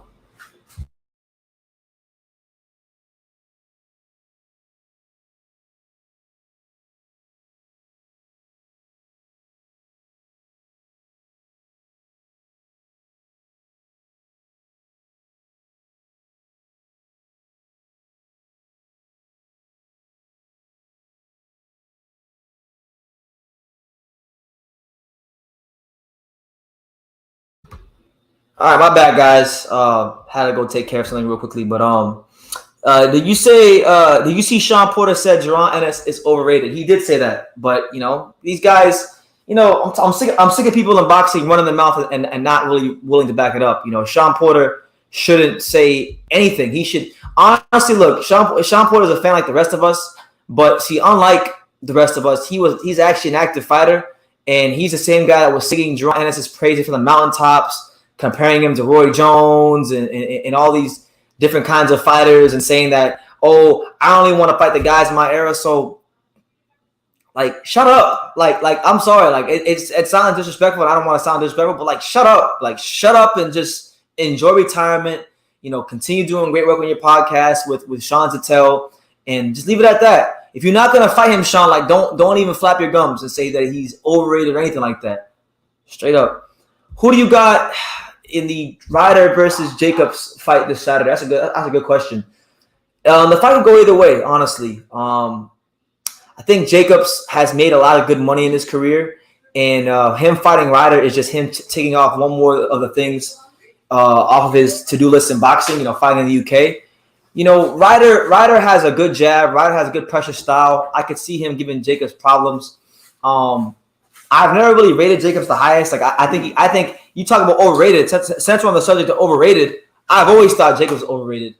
People talk about it. I actually laugh my ass off when people try to compare Dale Jacobs to Demetrius Andrade and try to make it seem like they're on the same level when they're not. For me, Jacobs. I was a big fan of him. I still like him, but I got Ryder winning this weekend. I think Ryder has more dog than he does, because every time he goes to a freaking fight, it seems to me like he's on a freaking wave and just going up and down. He never finishes off the fighters. Never. He never not dominates the fighters like you expect him to do. I remember. I'll never forget when. So I like the story. I like where he came from. He overcame cancer. He's done a lot for boxing, but to me, he doesn't dominate his opponents, and he's going to fight a guerrilla rider who's got a dog in him, and he's going to bring the fight to him. And, look, personally, I'm not going to lie to you guys. I'm not even going to cap. Jacobs is on the latter stages of his career, and for me, with John Ryder, I feel like John Ryder is owed a even bigger fight than Jacobs, because the reality is this. And my bad, I got Steve's question highlighted. I'm going to get to Steve in a minute. But Ryder beat Canelo Smith. He beat Canelo Smith. Beat him to a pole. Beat him easily. And they saved the possibility of a Canelo fight happening for Canelo Smith, and he got it ultimately in the next fight. But John Ryder, he never seems to have the luck of the draw. There was this fight he got robbed. When he fought Fielding, that was another fight in Liverpool against another Liverpool fighter where a lot of people thought he won. He didn't get that. He didn't get that decision. Even when he fought Billy Joe for the British title, I'm not going to say that was a robbery, but that was a close fight. Yeah. And he just never in boxing. Look, because of politics, you have some fighters that will always get the luck of the draw in the close fights, and you have fighters that will never get the luck of the draw in the close fights. Ryder is the latter. He will never get the luck of the draw in close fights. So he's got to dominate. I always root for those guys to win, because they're fighting against much more than some of you guys' favorite fighters. And John Ryder, yes, his record says he's lost fights to certain people, but I know, and a lot of people in boxing know, that he's better than his record indicates. So I think this fight could go either way. I'm leaning slightly towards Ryder. Tomorrow, by the way, tomorrow's my birthday. So if y'all want to make my birthday super chat me, no, tomorrow, for my birthday tomorrow, what I'm gonna do is I'm gonna be here. Well, I'm gonna be in my room watching John Ryder and Jacobs all day. studying for the fight. You know, going back and doing my homework. You know, do diligence. Yeah, Rio says Jacobs is washed. Yeah, man, his time is up. I mean, he made his money. He's living pretty good. Move on. Well, I won't say move on. It's not for me to tell a man when to retire, when not to retire. But I'm just saying, like, if he's gonna fight John Ryder, he better go in there. He better go in there and fight like he's got some damn urgency. He's gotta do something. You know, a reputation wasn't. I mean, the fans are not gonna come and keep watching him. I don't care where you're from. I'm glad. I mean, I'm glad he had to fly over and whatever. I had to fight over in the UK, but at the end of the day, he's got to come out. To me, he's got to show me more. Baki says Parag versus Jacobs a nightmare. Yeah, Parag knocked the hell out of Jacobs. He beat the shit out of him. Who's this? Parag. That was his first loss when Jacobs was a young, hyped up fighter. Yeah. Jacobs got knocked the hell out cold. Sounds like a Russian or something. Yeah, he was. He was. This is when Jacobs first came out. I believe Ukraine. Back in 2013. Oh wow! Knocked the hell out of him. Oh, we got our first super chat alive, and it's a big one, man. It's a big one. Hey, shout out to my main man, Thomas H. God bless shout you, out man. to Thank him. you. He says, sugar for your Kool-Aid. And we know, listen, Thomas. Oh, you'll do that one? Listen, when you super chat, maybe Don King comes up for some people, but for Thomas, Gerard Miller comes out and listen. Don't let me tell you who our sponsors are. Let the former heavyweight contender, Gerard Big Baby Miller, tell you who our sponsors are. Big Baby, tell them who our sponsors are. Vienna sausage cinnamon buns. Wonder Bread, Kool-Aid with no motherfucking sugar. That never gets old. That never gets old. Hey, by the way, a lot of people have asked me. They said, "BT, what is that even from?" Because some people don't even know where that's from. I don't even know what's on me. That's funny. That was from the Anthony Joshua Gerald Miller press conference. Oh yeah, when they had the fight schedule, Gerald Miller was in the middle of a rant and he was talking about his life and how hard it was. And he was like, you know, I saw my mom's go through some things you'll never imagine. Yeah. You know, we had the dirt and the roaches. Yeah. You know, we had to eat Wonder Bread. That's when he said that. Yeah, it was motherfucking Kool-Aid. Yeah, thank you, Thomas. Thank you, God bless you, man. And I appreciate you, champ. Thank you. God bless. That's crazy. Thank you. Yeah, I'll be 27 tomorrow. Great show, guys. Much appreciate it. Happy birthday and see you. Yeah, I'll be live again tomorrow. God bless you, man. Thank you. Tomorrow will be the special birthday live fight reaction with the Jacobs Ryder discussion. So definitely be along for that ride. Is the undercut pretty good? We'll check it out here in a second. But BT and Pops, do you think Valdez is being counted out too quickly in this matchup? He's not getting much of a chance. I'm not gonna say he's counted out. I think Valdez got a dog in him. You see what he did to Michelle. So I mean, he's a quality fighter. You know, he's one of the top dogs in there. So no, you can't get counted out. I just think for me personally, I got what I see for Shakur. You got to push Shakur to the next level before he comes out and brings the dog out of him. I think Shakur's a younger guy who's more hungrier, and I mean, he's gonna bring it, but it's gonna be a battle like they're both of them. It's gonna be a war. No, absolutely. Listen, I'm not ruling out Shakur. I mean, Valdez. I think if Valdez can land some nice hard counter punches on Shakur, but that's gonna be hard because Shakur is a very patient fighter, so he's gonna have to out-patient Shakur Stevenson to do that. But I really feel like if Valdez can get this fight to a stage where he's not discouraged or demoralized by the defense or what Shakur's got going on, I think what's his name, Valdez in the back half of the fight could really take Shakur to some deep dark places because we never see Shakur with the pace pushed on him in a dogfight in the back half of a fight. Yeah, it doesn't mean he can't do it. We just never seen it. You know, we just never seen it. So I would like to see Valdez do that. I think that would make this fight as good as humanly possible. But no, I don't count out Valdez. You know, no. I have my feelings about him, but you know, this guy's been a 2-time Olympian from Mexico. He showed a lot of heart in the ring. You know, when he fought Quigg and Quigg broke his jaw, he finished the fight and found a way to win. You know, people can say what they want about the Burchell situation. But you know, I don't know a lot of fighters, PEDs and no PEDs, who can land that counter punch he landed on Burchell. You gotta give him some credit, you know. So I'm not writing him off. LVM says, "Man, I felt bad watching Burchell get his ass handed to him like that." Wow, I didn't expect that, to be honest with you, but you just never know. Yeah, Todd Feely, I don't want to get your name right, but Todd says, "New to the channel. I really like it. God bless you and your father. Welcome to the channel, Todd. God bless you. Welcome to the home of boxing, True School Sports. Appreciate it. Hit that like, subscribe. We appreciate everyone, new and old. I'll tell you, Pops. I'm gonna keep going to the comments, man. It's been a long journey here on True School Sports, man. It's weird that I'm turning 27 tomorrow because you're telling me. I remember like this. I remember when I was like, a couple. It feels like I was just 23, 22, 21. It's crazy. 20. 19, just getting into boxing, covering the sport of boxing. It seemed like yesterday because I was a single parent for some long time by myself with him, and to see him now, it seems like yesterday. Yeah, so time definitely flies when you're having fun. Valdez had trouble with Adam Lopez's style. Yeah, I remember that fight. Did he? We watched that fight. Yeah. You remember? Yeah. Remember that was the fight. You may remember. I like Lopez. That's why I became a big fan of Lopez. That fight. No, I like his style. I like the. You watched that fight though. Yeah. I'm gonna refresh your memory. That was the fight where the boxer who fought Valdez, he had a father who was like an Olympian. He took. Yeah. That was Adam Lopez. Yeah. That was Adam Lopez. Okay. Yep, man.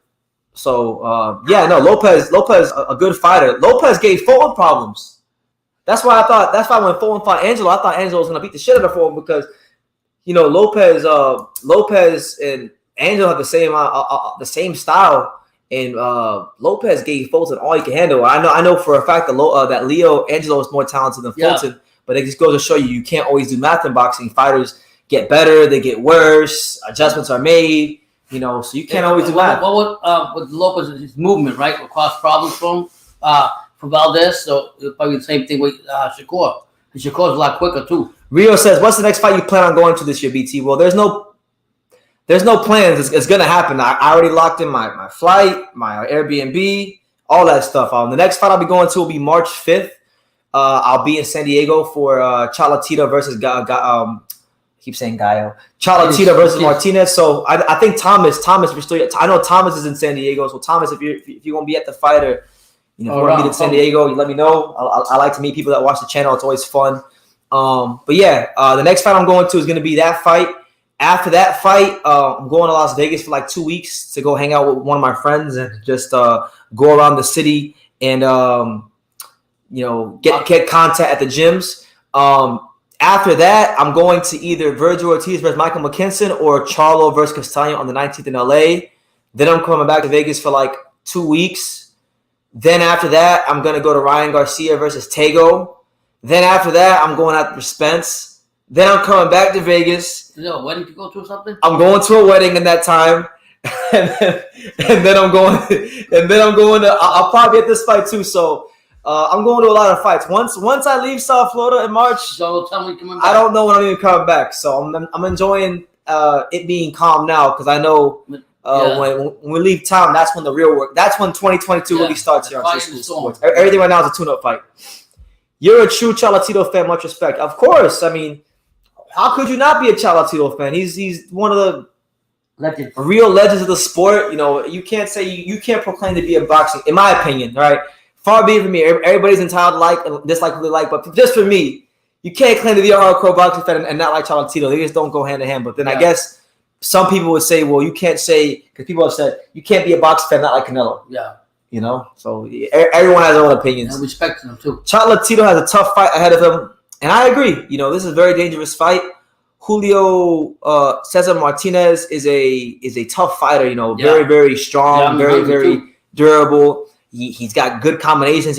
If you beat Martinez, let me tell you something. It's not going to be because he doesn't let his hands go. Right. You're going to have to put him on his back. And I think if Cholatito wins, that's how he's going to do it. And you see the thing on Instagram when he's training with the ice? Oh, but he looks serious. He's ready to go.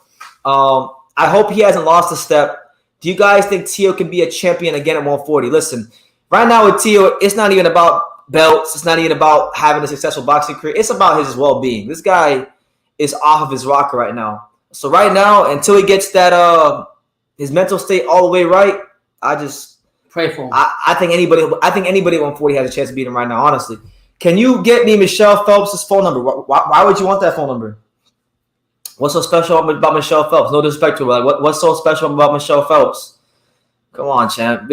We can do better than the Michelle. Like, all respect to her. Like, I don't got nothing bad about say about Michelle Phelps, but really. Yeah. Crazy, man. What up, folks? What did I miss? We talked about Shakur. We talked about Reynoso and Michael Coppinger's bullshit reporting. As per usual. We talked about obviously our two favorite subjects on this channel, Canelo and Demetrius Andre. We talked about that for a while. Valdez. We talked about decorating on the wall. We talked about quite a lot, MAW. So you might want to go watch this one back on the playback. Thank you so much. I appreciate you, champ. Shout out to you over there in Australia. Yes. Who do you got? Shakur or Valdez? Shakur. Definitely Shakur. Bro, you should interview Michelle Phelps. You know what? I probably should. Funny enough, it'll probably do a lot of views. So I'll put it on the list. I did apply for a press pass to Chocolatito vs. Martinez. I'm not sure if I got in yet. I'm still waiting for the response. I won't get a response till about a week before the fight. But yeah, we'll make it happen. We'll start interviewing everybody. You got that funny laugh. We laugh every time. Funny? That goofy laugh. That shit ain't funny. This shit is cringe. You laugh? Yeah. Hell no, bro. Make me laugh, bro. Hell no. Yeah, I like that laugh, dude. I agree. It's bigger than boxing since he's been going through it since the Nakatani fight. He has. Yeah. Absolutely. Shakur has got to put up an 11-1 performance. The Canelo camp has got the judges in their pocket. That we should consider that. We've been saying we got to consider that. That would be a shame if Shakur Stevenson go in there and just put on a masterclass virtuoso performance and doesn't stop Valdez, but wins like 10-2, 9-3, doesn't get to 12-0, and then they say, oh well, he was running around the ring, so we didn't give it to him. Well, we said on the live, we said the judges, the referees, Canelo has all the power to whatever he can get to get an advantage of any fighter. So you're right, good call on that one. I was saying, can you hook your pops up with Rainbow Alexander? We're not going to talk about Rainbow Alexander on this channel. However, it's not a him; it's a girl. I don't even want to know. I'm not here to talk bad about nobody. Yeah, God bless. I'll tell you more about it later. But no, I'm not doing that. I'm not crazy. I'm not putting pops through that kind of torture. No, not right now. All right. That was a trick. Hell no. Shakur is the A side. 100%. That's Bob Arum's next superstar. Yeah, but Oscar Valdez is Mexican, so you gotta, you always gotta, you gotta always consider all possibilities. You just never know what's gonna happen. You know what I'm saying? But yeah, man. What else was there? We missed. Okay. So going back to the news, because there is news we did miss. So if any of you guys were excited about Chris Colbert versus Roger Gutierrez in the next fight on the 26th of this month, Roger Gutierrez has pulled out with COVID, so now they're looking for a replacement opponent. I'm not sure who the hell could be their replacement opponent. I was telling my dad that I would like it would be so awesome if Otar Aronosian got the call and stepped in to fight Chris Colbert, because that would be a great fight. But we really don't know. As far as the Gutierrez fight, I wasn't the most excited for that matchup. The matchup, I was just more excited to see Chris Colbert in the ring back in action, because I'm a Chris Colbert fan. I'm a fan of Lil Beehive. I'm a fan of Prime Time, the new Prime Time. Yeah, Prime Time. I was excited for Prime Time on Showtime. It hasn't been fully scrapped. They're gonna keep looking for a new opponent. So we'll see what happens with. We'll keep you posted on that one. We'll keep you posted. I did just interview Chris Colbert recently about Gutierrez. And he said in the interview, he better bring a Mack truck. Yeah, you come for a knockout. Yeah. But at least we'll still see Chris Colbert on the 26th. One of the best talents in the 130-pound division. A fighter that I've been following for a lot of years. I've been following Chris Colbert since he fought Titus Williams way back when. Yeah. And he's become a lot more physically stronger. He's become a bigger boxer. He's become a more confident switch hitter. And he's getting better every fight. What you say, the future fight you want to see him with Shakur? I want to see the Mexico versus Puerto Rico fight that nobody's talking about. Yeah. Chris Colbert versus Shakur Stevenson. Yeah. So yeah, that happened. We had that. Kell Brook had a lot to say about Amir Khan. He said that Amir Khan hired a trainer in Brian McIntyre who called him a quitter and who was slagging him off when they fought, which is true. Oh, it's absolutely true. If you guys go back and watch, I remember that. So Kell Brook is right. When Khan fought Crawford, Brian McIntyre was saying that Amir Khan was a quitter. It had a lot to say. Now he's training only in boxing. That's crazy. Only in America. Yep. So yeah, that fight, it won't be too much longer before that fight with Brook and Khan. Right now, it'll be a war. I see Brook finishing him off quick.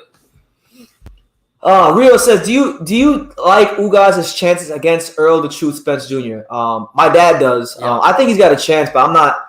I'm not picking him to win. I just think with it being in Texas, with him not being a big knockout artist, he's got the odds stacked against him. Not saying he can't overcome that, but what do you think about Josh Kelly and Rashidi Ellis? Is that fight even realistic? I would love that fight. Josh Kelly was once what Conor Benn is now. Josh Kelly was that in 2018, 2019. Then you fight David Abanesian and and he gets knocked out, and now he's kind of been an afterthought in boxing. So that'd be a good fight. I'm not sure if they'd want him to fight Rashidi Ellis because Rashidi Ellis might fuck around and knock him out with the quickness. Do you guys have any thoughts on Burchell versus Jeremiah Nakathila? I think Nakathila can possibly win. The only fight of Nakathila I've ever seen was the Shakur fight. He's a cop, the African cop. Oh yeah. The only fight of his I ever saw was the Shakur Stevenson fight. So I don't know, man. Based on what I saw, obviously it's kind of hard, but I would say that I think Nakathila will come to win. He's gonna be game. When you're a fighter like Burchell who got knocked out the way he did, you just never really know what that fighter is when he comes back. When he comes back. But most cases, most fighters don't overcome knockouts like that. Most fighters, takes time. They lose and they fade to black. So, it'll take something special for Burchell to come back and show that he's a true champion. You know what I'm saying? So we'll see. But I wish Nakathila the best. I don't wish bad on none of these fighters. Who is your sponsors again? You got a super chat to find out. You crazy. You got a super chat to find out who the sponsors are. Virgil Ortiz versus Michael McKinson prediction. Oh, hell of a fight. Very excited for that fight. I think it's being overlooked because a lot of people aren't too familiar with Michael McKinson and the work that he does. But, Michael McKinson, this is a guy that has been brought in to lose many times. A lot of people want to criticize McKinson, saying that he only has 2 knockouts in 21 fights. But if you've been following his career, you would know that in his last 4 fights, he scored 6 knockdowns. Damn. So maybe he's not knocking these guys out, but he's sharp enough to put them on their ass, and he's getting wins. So it's a good southpaw style. It'll test Virgil's ability to cut off the ring and things like that. I think Michael McKinson will actually have some success early on. I think people are going to be surprised with Michael McKinson. I think he will have a performance where he actually makes Virgil Ortiz look bad at times in this fight. But I just think Virgil Ortiz's power jab, his physical strength will be the difference in the fight. And I see him stopping Michael McKinson late in the fight. But the same thing good to do boots. I can't lie to you. I'm going for Michael McKinson. I want him to win the fight. Out of your mind. I want him to win, man, because the only thing I will say is Michael McKinson's a real fighter. He's against Michael McKinson's a real fighter. He's against all odds. They brought him in to lose against Chris Congo. He fucking schooled Chris Congo. Right. Chris Congo ain't been the same since. And unlike Conor Benn, you're talking about Virgil Ortiz. Okay. I'm gonna quote Michael McKinson himself. You know what Michael McKinson said? What's it? He's never fought an undefeated fighter before. Michael McKinson's the first undefeated fighter he's ever fought. Oh wow. Michael McKinson has fought more undefeated fighters than Virgil Ortiz. Yo, listen, Team McKinson. Good luck for Michael McKinson, but I'm taking Virgil Ortiz because I want to see the Boots innocent fight. I want Michael McKinson and Cushill Clayton to win their fights against Virgil and Boots because. You know what? Fuck these hype jobs, man. I'm sick of these young fighters. Yeah, I said it. Who said hype jobs? Virgil and Boots. You out of your mind. They haven't done anything. So both of them are hype jobs? Both of them. Both of them. I'll give you that much. And I'm going to say this. I like them both, but I'm calling them hype jobs because when I see what Ben Rodriguez is doing, Ben Rodriguez has set a new standard for these young fighters. So these guys got to match what Ben Rodriguez is doing in the low weight classes. Maybe with all due respect. Maybe hype job is too harsh. I'm not going to call them hype jobs, but like, all I'm saying is they gotta raise their game, raise their game. And I don't, I like Michael McKinson. I like Cushill Clayton. I'm a fan of these guys, as I'm a fan of these guys. Yeah. As I'm a fan of Virgil and Boots, I'm a fan of these guys. But people getting a little bit too carried away. You know what? I'm not gonna lie to you. What? I kind of agree with Sean Porter. Now that I'm sitting here and I'm talking about it. Oh no! He might have a point. Like he's wrong. Like he's wrong because he's not gonna fight him. He's wrong because he's not gonna fight him. And I like Boots. And I've been a victim of overrating Boots myself at times. But man, bro, calm it down, son. Let's calm it down a little bit. Y'all talking about because I wish he was here right now, so he could hear what I'm saying. Mm-hmm. But Hyro and my other friend Shakur, we have a group chat on Instagram. Yeah. We talk all the time. And these two, especially Shakur swears up and down Virgil's going to be Terrence Crawford. And I be telling Shakur all the time, If that fight were to happen right now, Terrence is going to turn Virgil Ortiz into Fernando Vargas 2.0. You don't want that fight to happen. Oh shit! You should go this time. But listen, I like Hooker and Mean Machine weren't good wins. They were fantastic wins. I'm not hating on the wins. I'm just saying people saying that Virgil could beat Terrence Crawford, or that he's gonna do all this and do that, based on what? He fought Terrence's sparring partner, Maurice Hooker, who was a 40-pounder. I mean, come on, man. They were good wins. Respect to Virgil. Respect to Boots. I like him. But all I'm saying is this, all right? Slow it down. All I'm saying is this. If you guys don't take nothing from what I'm saying, just take away this, all right? Virgil Ortiz and what's his name? Boots. They're both fighting live. Their next fights are gonna be against real live bodies. Yeah. This ain't gonna be no faded veterans who did the best boxing 4 years ago, 2 years ago. You know, they had one moment against a particular fighter like Cambosos did, and we want to hang on to that. No. Crucio Clayton is a young, hungry, undefeated fighter. Michael McKinson is a young, hungry, undefeated fighter. Do you play with both of them against each other? I favor them both. I think stylistically, I'm having a hard time figuring out who's actually in the title fight. I don't know. I don't know who's in the title fight. Right. I don't know if Boots is in the title fight or if it's Virgil. Wow. But we'll see. Yeah. You know, Hyro's upset and he's getting in his feelings because Hyro tends to do that a lot these days. He says, "You're smoking some ganja. I hope all the soft footed boxers lose." Well, that's never gonna happen. Listen, you might get a chance to be happy about a couple of soft footed fighters losing, but that sure as hell ain't gonna happen. So you better just keep wishing, champ. Yeah. You better just keep wishing. You know, you're wishing on a star. Yeah. Rio says, "Yeah, I'm not gonna lie. I picked Congo to beat Michael McKinson." Listen, and a lot of people who don't know who Michael McKinson is, they didn't even watch that fight, so they don't even understand the magnitude of when Michael McKinson beat Chris Congo. It was a big deal. I'm not saying that Congo's as good as Virgil or anything like that, but I'm just saying like it was a big deal. But what he did, he's won fights as the underdog. He's been fighting. Michael McKinson's been fighting these guys with winning records, live bodies. Yeah, and we're gonna see what happens. You know, we're gonna see what happens. MAW says, "Watch out, BT. Boost might call you out." You call everybody out. You right about that. Yeah. You on crack. Crawford's gonna get old. He's gonna get. Okay, keep on your mouth, Hyro.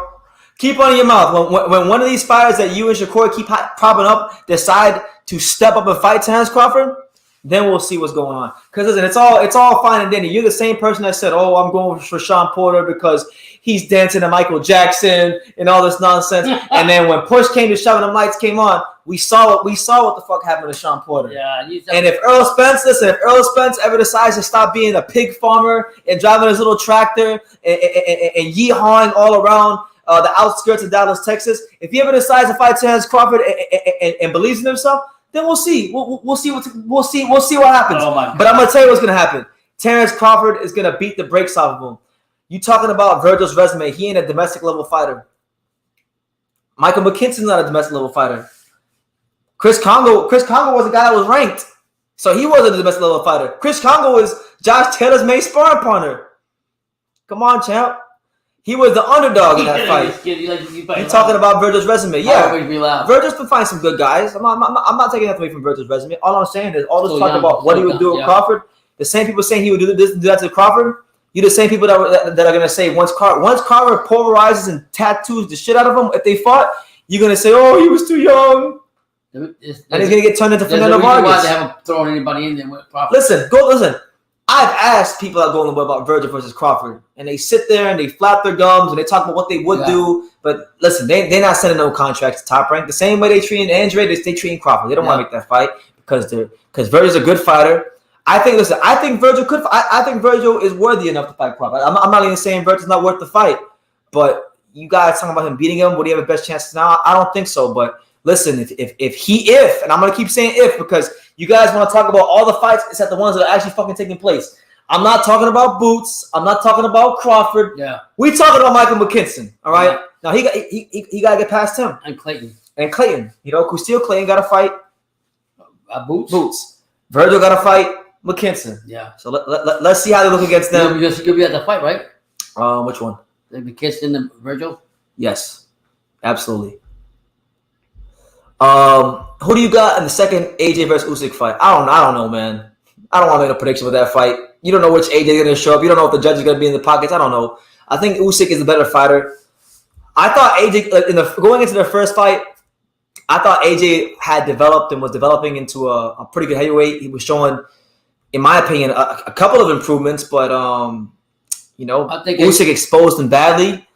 I think, huh? Go ahead. I think AJ needs to let his hands go. Got to go in there and be aggressive.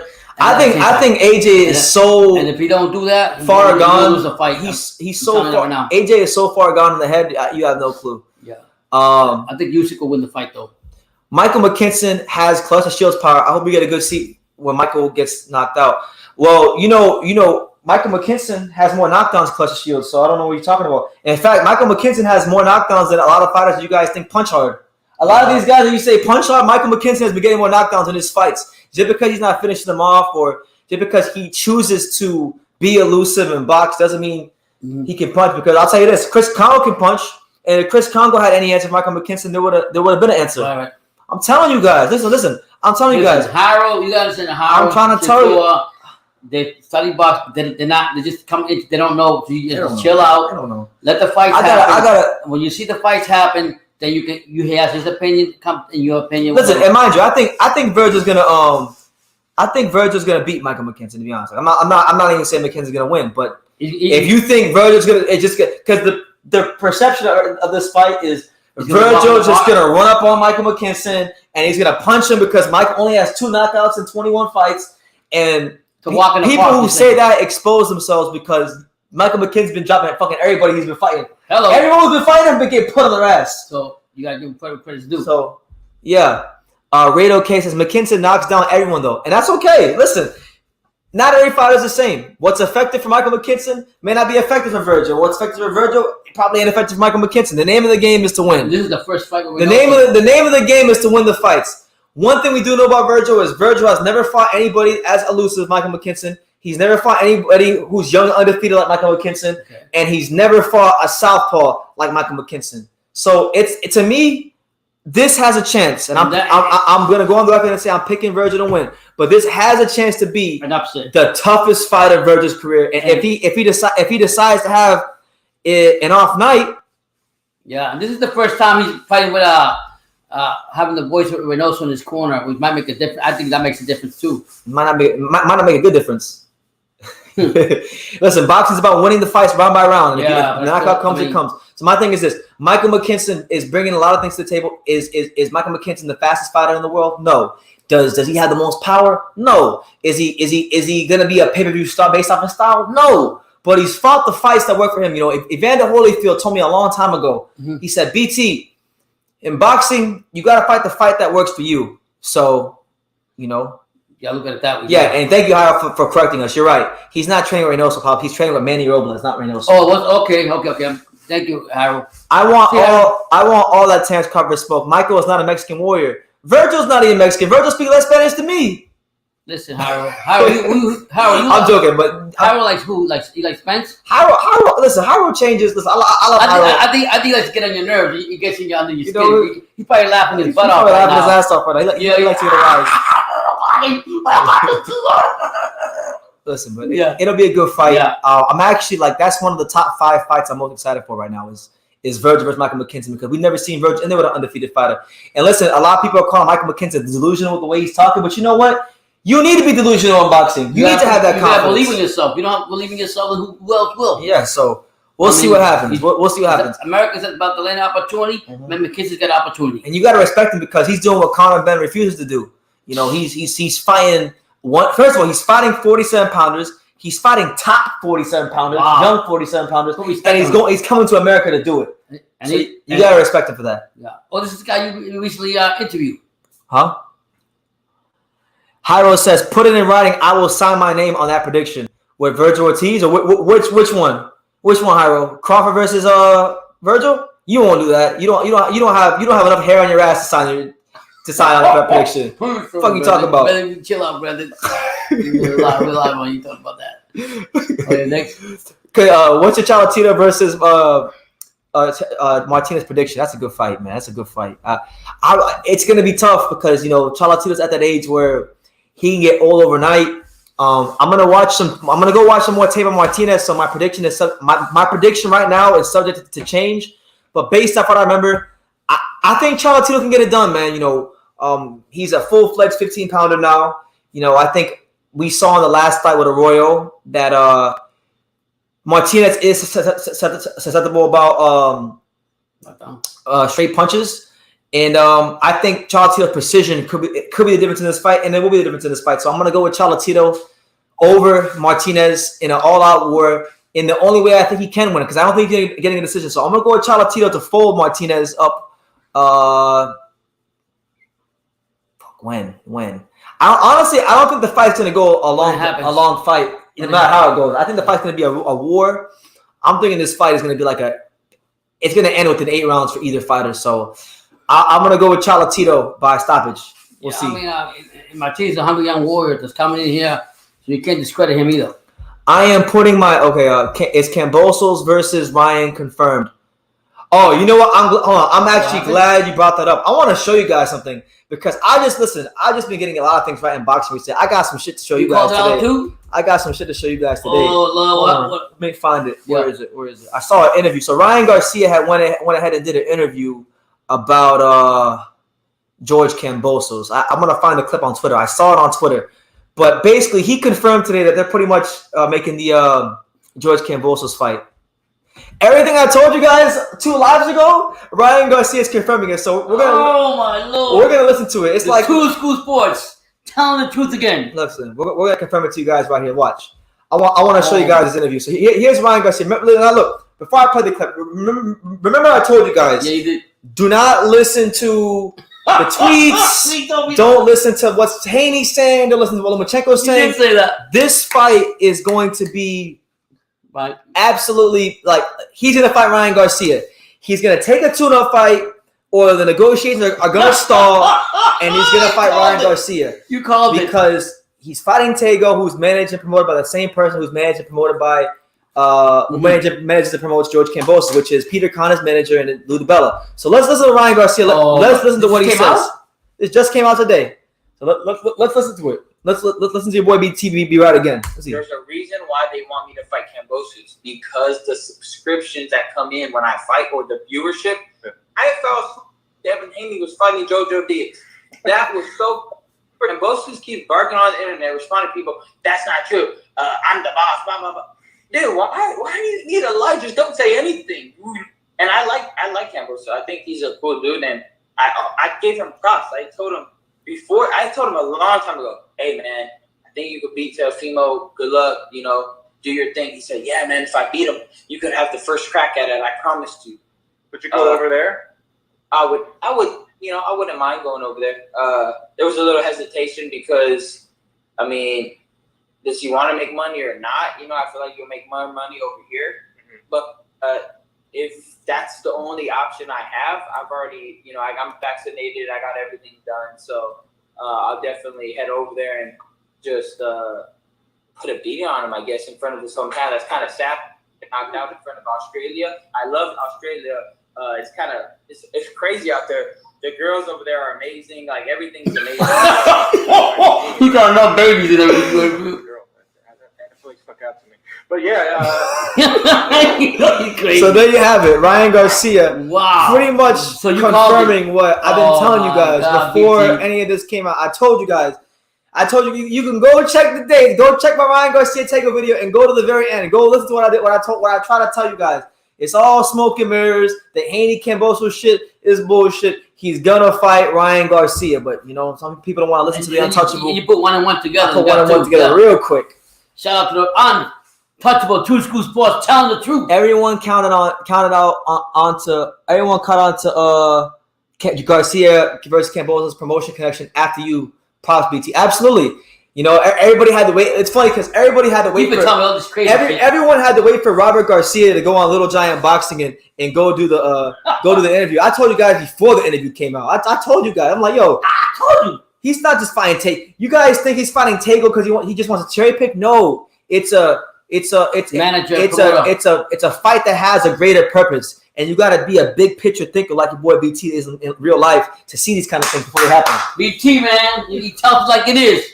LBM says the man has no shame. Don't he have 2 baby mamas? Yeah, let's go back. Let's go back and look at that shit he said about the Australian girls. He's sick, man. That man's sick. So the girls out there are amazing. Even the interviewer was like, "What the hell?" Look at this shit.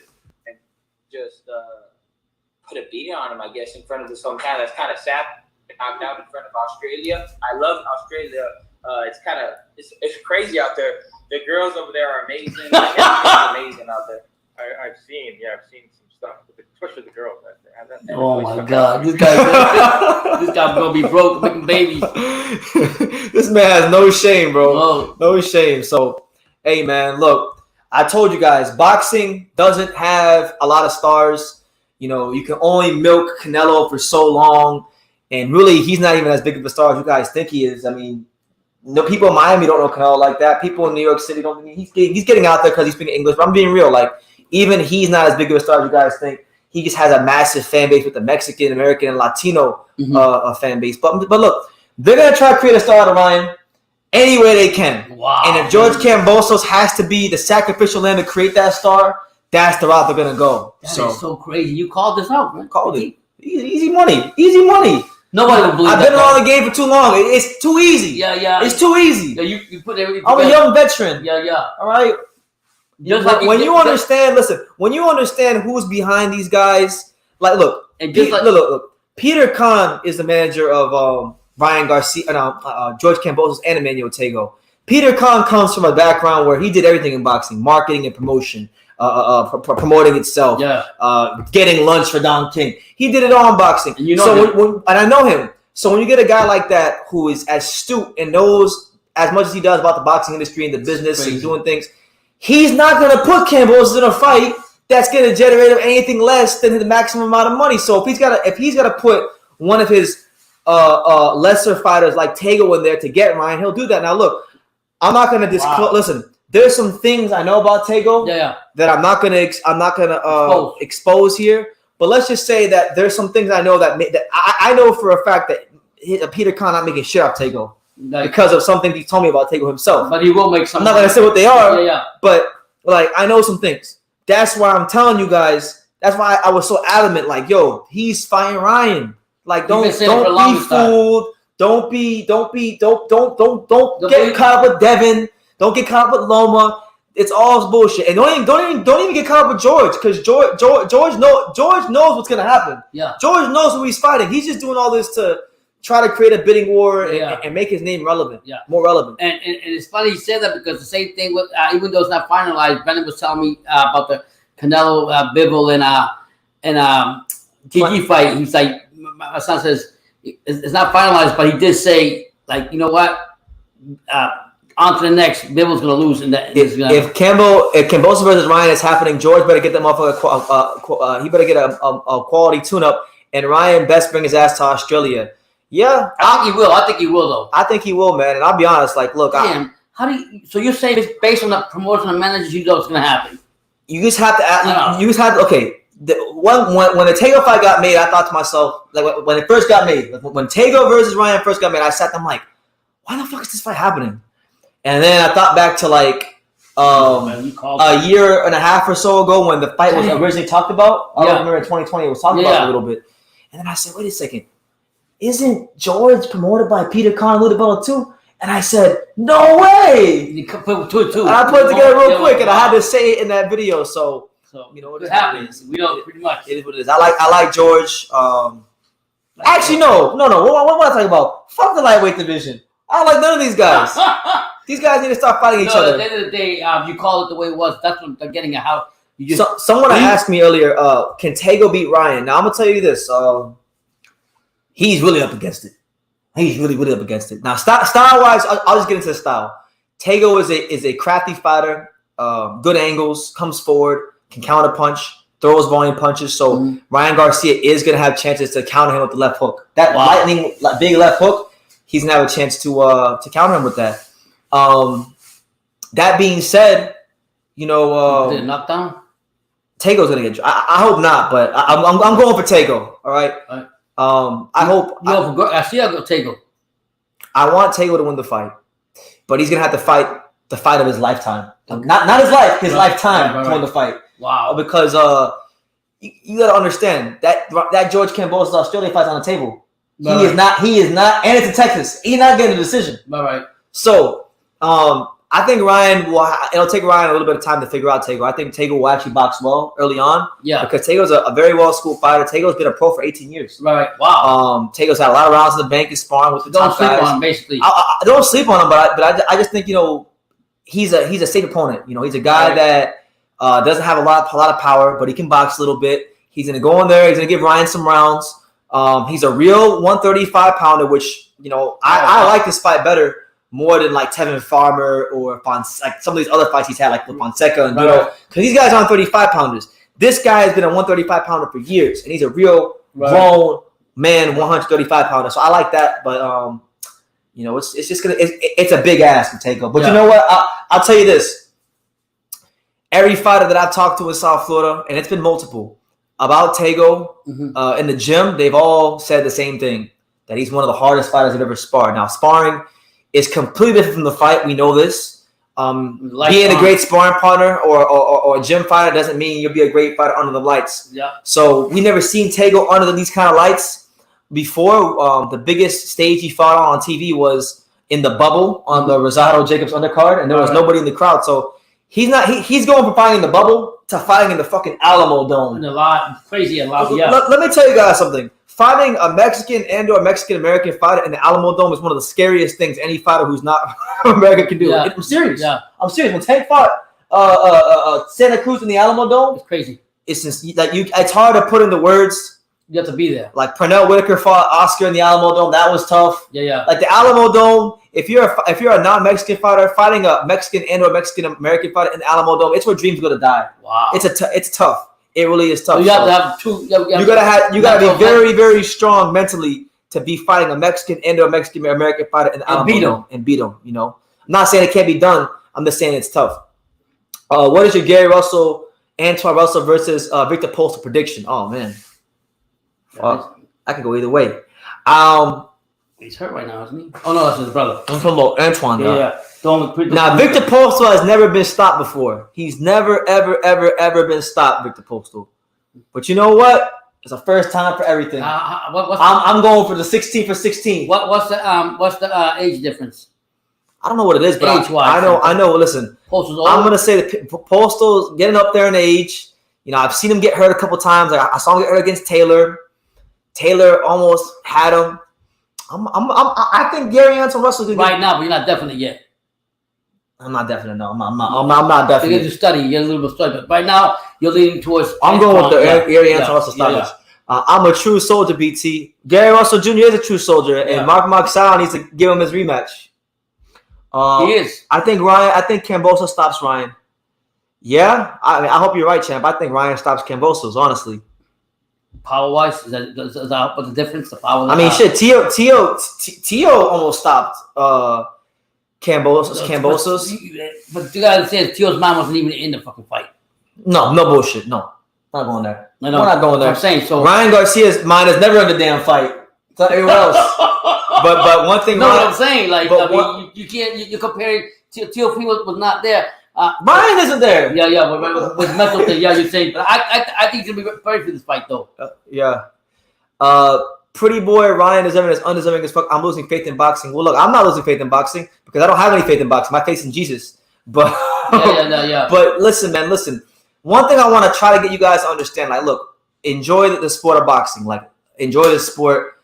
It's a great sport. But please understand, when you have money on the line, it's not really that much of a sport. It's more of a business. It's a business. Yeah. It's a business. Don't even get mad at it. Like, you got to get to a point where you don't get mad at it. You could. I mean, do I wish things were better in boxing? Do I wish that the best fight the best and that guys would actually have to earn their keep in boxing? Yes, but the reality is, boxing is all about money. So we're gonna see. We're gonna see what happens. Radio K says I'm going with Russell by decision. Due to Victor Postol's experience in the fights, and that's a very safe prediction. But I'm gonna go with the unsafe prediction. He'll get his rematch in 3 years, BT. Don't worry. Now, as soon as he recovers, he needs that immediately. Ryan's mind is in his pants. I mean, yeah, he said he exposed himself. He's talking about girls already. Talking about girls already. Got a big fight. I mean, don't get me wrong. I agree with him. There's plenty of beautiful Australian women. I've had quite a few myself, but like, you know, we gotta focus on your fight, champ. Carl Hansen, what's up, BT and Pop? What's good, Carl? Good to see you. Hope you're doing good. Charlie says, Nelson, was your age? What was your age when you became a father? What was your age, Pop? Were you 27? I was like, wow. How old are you now? Yeah, I'm 53. So 53. What's 53 times? What's 53 subtracted by 27? That's what, 26? Yeah. Oh, so I'm doing better than you. I haven't had no kids yet. Yeah. I'm doing. Yeah. So you about 26, 20, around my age right now. So you know, right now I'm beating Pops. I'm not trying to have any kids if I'm ready. Because more disciplined, more smart. Because kids, as I've seen with some of the things he buys my sister, and even like when I think about things he bought me over the years, like when I was a kid, like had to put me in baseball and roller hockey and all these different sports. What you do today? Going to the baseball games. It's a sacrifice. Video games. Yep. All these different types of things. It's a lot of money, but Jesus, man. I mean, that's a lot of money. Now you've been in the way the world is today. Do you really want to have a kid in this world? You know, so yeah, Charlie, I started being a bad boy after 26. You just had to have it. You didn't count the cost. You didn't count the cost. You had to get in that cookie jar. And what's funny is I always think of Charlie when I started working for the state in Florida for life. I used to work for the Department of Licensing. So like no, I'm telling the fans. Okay. Department of Licensing in Florida to give license. You know, people go for the driver's exam.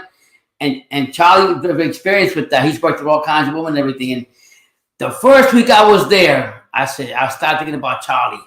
Because Charlie said, you're going to find out what's going on. And sure enough, I think Charlie was a blessing. Yeah. I mean, he says, I hope Ryan comes here, blows his load, and then gets knocked the fuck out by George Cambosos Jr. The way he's talking, that sounds like it's going to... But that's showing you undisciplined. It's gonna happen. His state of mind's not there. Ryan, you know. Who's in the right mind? You're gonna fight one of your biggest fights. Listen, I can't. You're talking about women. I can't judge Ryan. You know why I can't judge Ryan? No, I'm not judging. I'm just saying. If I had millions of dollars and I had women throwing themselves at me every day, telling me how handsome I am, I'd probably have a couple kids too. But he's already got. Don't get me wrong. I mean, from time to time, girl. I mean, I've had some girls throwing themselves at me, but like, you know, I know it ain't like on the Ryan Garcia level. No. So. You know, hey, I can't judge another man. Just pray for him. So, are you an only child? No, I'm not. I have a sister. But yeah, man, we still got Josh Taylor versus Jack Catterall on the 26th. And I keep forgetting about that fight. That's the same day as Chris Colbert and Gary Russell versus Victor Postal. Oh my Lord! So we got some good fights to close out the year. The month. That's early though, right? That's early. One fight early in the other. Right? Taylor Catterall is early. Good. And that one is late. So we'll be able to watch. We're gonna have some really good Saturdays to close out February. Yeah, and I gotta enjoy him because I don't know when I'm gonna see him again. Well, that one will be. That won't be our last live. Well, when I go, after Taylor Catterall, I'm going to San Diego. So you know, Rado K says, save kids till you're 30 or older, brother. Trust me. I mean, that's really. I'm trying to go as long as possible. I was telling my dad today. I was like, yo, pops, it's been a long road. I've sacrificed a lot in my 20s. But every day that I don't have a baby, that's like my value goes up 0.001%. Yeah, so, 0.1%. And he's also seen through his friends that graduated from high school. I've got friends that got kids. I got friends that they see the struggle, not the struggle, but the whole thing. And I agree with what he said. 30, 35, even in your 40s, get yourself stable, do your stuff right before you have a good frame of mind before you even have kids. If you're gonna have some. Hyro says, Pops, is it true that fighters who don't like men having pure... I'm confused what that means. What are you trying to say, Hyro? Type that comment again and clarify what you're asking. But yeah, man, like I saw a thing today, right? And listen, right now we've talked about all we want to talk about. So if y'all got any questions, y'all can make it rain. Ask us whatever you want about boxing. But we're just gonna kind of freestyle it for the rest of the live. By the way, hit that like button, subscribe if you're new, and definitely a super chat if you feel led to. But what I wanted to say is, I was watching a thing today of Skip Bayless. He had a clip, and I thought, you didn't talk about it. I thought it was very interesting. I was talking to my dad about it.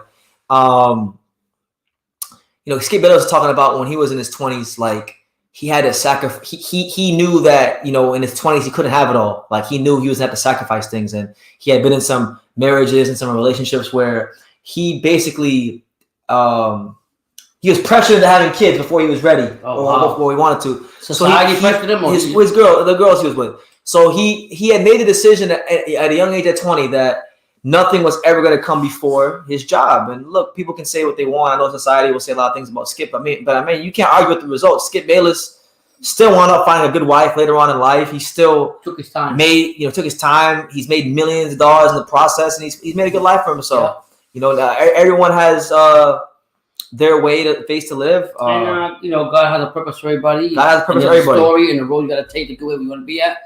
And let's be honest, if you don't have kids because of what, that's your right, If I get the pressure society and everybody pressure you to be something that you really don't want to do. I'm 44. My wife is about to have our third girl. That's why I don't fear anything. I don't blame you. No, 3? 1 is enough. I got 2. I had him, and then I have the 6-year-old. And boy, for me, I'm burnt out. Is it true that fighters who are pussies that don't act like a man should end up having pure daughters? Is it true that fighters who are pussies or don't act like a man should end up having daughters? No, that's not me. That's not for me to say. That's not for me to say. All I'm going to say is, no, I'll leave it alone. That's not for me to say. I would say something else. That's not for me to say. Not in a bad way. That's not for me to say. I don't know. Everybody. I don't know what that means. Everybody's situation is different in life. So I can't just put a finger and say, this is... LVM says, my fear is falling in love with a girl and she ends up wanting to have kids. I don't fear that at all. In fact, for me, I have... Pops will tell you, Pop will tell you, I have very clear standards for... your mother didn't want to have kids? She didn't want to have kids, Mom? No. Your mom, I married your mom. This is breaking news. This is breaking news to me. I married his mom. We married for quite some time. And I came a time where I say, let's have some kids. She said, no, I don't want no kids. And I was selfish at my own point. I got blessed by you, but I was selfish. I told her, well, if you don't have no kids, we're out of here. I'm out of here after 7 years. Oh, you gave her the ultimatum. So I was wrong being selfish, but I'm blessed with what he got. But your mom, maybe there was a reason why God didn't want me to have the kids at the time. You know what I mean? Listen, selfish. But God, listen. God, I love my mom. Mm-hmm. But you having kids there didn't stop you from having some more kids. You still had kids after you. Yeah, you're right. and I was more disciplined. I wasn't wild. Not wild, but I didn't have as many kids. I stayed within my boundaries. 1 and 2. Yeah, 1 and 2. So that's it. So it is what it is, man. But for me, I have a very clear cut. My dad will tell you. He says I'm too harsh, but I have clear cut standards for any woman I deal with. So, I've always told my dad, she gotta love the Lord. She gotta love Jesus, and she has to be involved in boxing because I don't think personally, I don't ever plan on stopping covering boxing. I feel like God put me here to do this, and we're really just, even though I put in a lot of work already, we're only just getting started, really. Yeah. And I feel like the woman that I'm with will have to be somehow involved with what I'm doing, so that I won't have to explain to them why I'm always at boxing stuff. Right. And there is a particular woman that I do like. You guys know who it is. I'm praying for it. We'll see what happens. Yeah. We'll see what happens. If someone doesn't want kids, let them be. The earth is overpopulating anyway. That's very, very true. To that. There's a lot of people, and most of them tend to be broke mofos that put their kids through hell. Yep. And have babies just because of feelings, and you can't have kids and put them through that because of feelings. You got to count the cost. You got to be mature. You got to make responsible decisions. People, don't think if you're a man, be like one. Don't think with the wrong head. Yeah. Carl says the best gift you can receive is as a child, man. Trust me, you'll never understand until you see that baby and hold it in your arms. Pops knows the feeling. Yeah. I'm not denying that, and I'm not saying that. Yes, sir. I'm not saying that I don't want kids. It changes life. I'm not listen. Yeah. I'm in the middle. All right. I'm not saying that I don't want kids. I'd love to have some kids one day. I just know that time ain't now. That time sure as hell ain't right now. The bottom line is like this: if you can't barely take care, I'm not just speaking about you or whatever the case or anybody else. If you can't barely take care of yourself, why bring another? Why would you? Yeah, and if you still, I do agree what he's saying. If you still haven't, this is my philosophy. Yeah. Anybody can have their own, but if you still haven't self-actualized and got what you needed to get in order for that kid when he's here, don't don't put yourself in a predicament or the kid in a predicament where they're gonna get anything less than the best. But that's my opinion. I know people say that having kids motivates you tenfold, it'll change your life. It'll change your life, and I'm not saying it doesn't. He's right. But for me personally, I'm not trying to be one of those people that has to have kids to get his life in order. I want to have my life in order when I have my kids. I try to get him a little dog. He said he don't got no time for no dog. He'll do nothing. He's got to focus on him. But respect to what you're saying. When you have a kid, but I do agree. I do think children. I do think children are a blessing, but I also think that with a great blessing comes great responsibility, and you should do the best you can to position yourself to be the best man you can be before you have said kids. That's just my opinion. You know, yeah. You know, who is it? I think MAW. MAW said, where is he? You gotta get a woman with some hands, bro. Well, the one I'm talking about, the one I like, really like, she has hands. She a world champion. Hey, see Ben Simmons got traded to the Nets? Yeah, I saw that. Harold says, damn, it's crazier when you don't have when you don't plan a baby because the rubber didn't work. So stupid. Busted, right? Yeah. Busted, yeah. Hell no. Start with the puppy. Nah, I don't want a puppy though. I'm good. Because he got, you know. I got 2 service dogs because my PTSD from the war, and my wife got her own issues too. She got her dog, and he sees the time it takes me just with them. It's just it's like taking care of a kid. Yeah. LVM20 says it changes your lives, and it changes lives for some people. You see girls with kids that go out and party every night. I mean, listen, I'm in Miami, so I see that all the time. I see these girls who go who are like I know girls who I went to high school with who, you know, are my age. They're 26 with 3 kids, and they you know, you see them at the club on South Beach and all this stuff, and it's just one day went to a story. It's insanity. My son and I will go take one of my buddies to go pay child support or something here in Miami, and he had to go into the office to go pay for child support. You see all the girls with new fingernails, hairdo, looking good, and the kids looking like raggish. You have to have some type of responsibility. And it's all about how you were brought up and how you appreciate what you have and how to teach them the best way you can. Yeah. So, you know, who is for me to argue with somebody or judge somebody to have 5 kids if that's something to choose? Rado K says, do you have a recent pound for pound list? I'm trying to compare ours. I don't have one. And it's Pete season, by the way. He's over here being all negative. So listen, man, where's my phone at? Who's this? He over here talking that nonsense. So listen, man, I'm not here to argue with you. I'm not here to say what I won't do. I'm just gonna block you, champ. We're not playing them type of games this year in 2022. If I don't like you, if I feel like you're being disrespectful, we come in here and we blocking you straight out the hip. Bam. Goodbye, champ. Where you at? How do you do this? There you go. There you go. There you go. He said you won't get Sinisa. Well, you won't get the comment no more, champ. Thank you, Brandon. There you go. You can wait for kids, my guy. No need to rush. Make you shoot darts. No, get stable first. Get stable first and do your thing. Charlie said, let's get back to boxing. Yeah. Hey, how do we get to this point? I think someone asked me if I was an only child. Yeah. It's your fault in the first place, Charlie. You asked a non-boxing related question, so we start talking about non-boxing related things. It's your fault. But we still love you. You know? He said, I want me a wife like Ugas. Wait, do what you got to do, Hyro. Do what you got to do. But, yeah, I think on that note, guys, look, we've touched on what we need to touch on. I don't want to see you talking about mindless dribble. You guys take care of yourselves. You guys be blessed. We'll be live tomorrow for it'll be my birthday tomorrow. Yeah. So by this time tomorrow, I will be 27 years old. So thank the Lord for another good year on earth. I'm really happy about the life that God has given me and just the people that He's allowed me to meet through boxing. And yeah, that's what it's gonna be. So you guys take care. We'll see you guys tomorrow around the same time to talk about John Ryder versus Daniel Jacobs. You guys continue to support the channel. Saturday is the live fight reaction for Jacobs Ryder, so make sure you guys tune in for that. You guys be blessed. Take care of yourselves. Just stay positive, man. I know life is hard sometimes. Things don't go your way, but you guys take care. God bless. And like I say in every single one of these videos, you can love me or you can hate me. But I'm just a kid from Daniel. So until next time, take care, guys.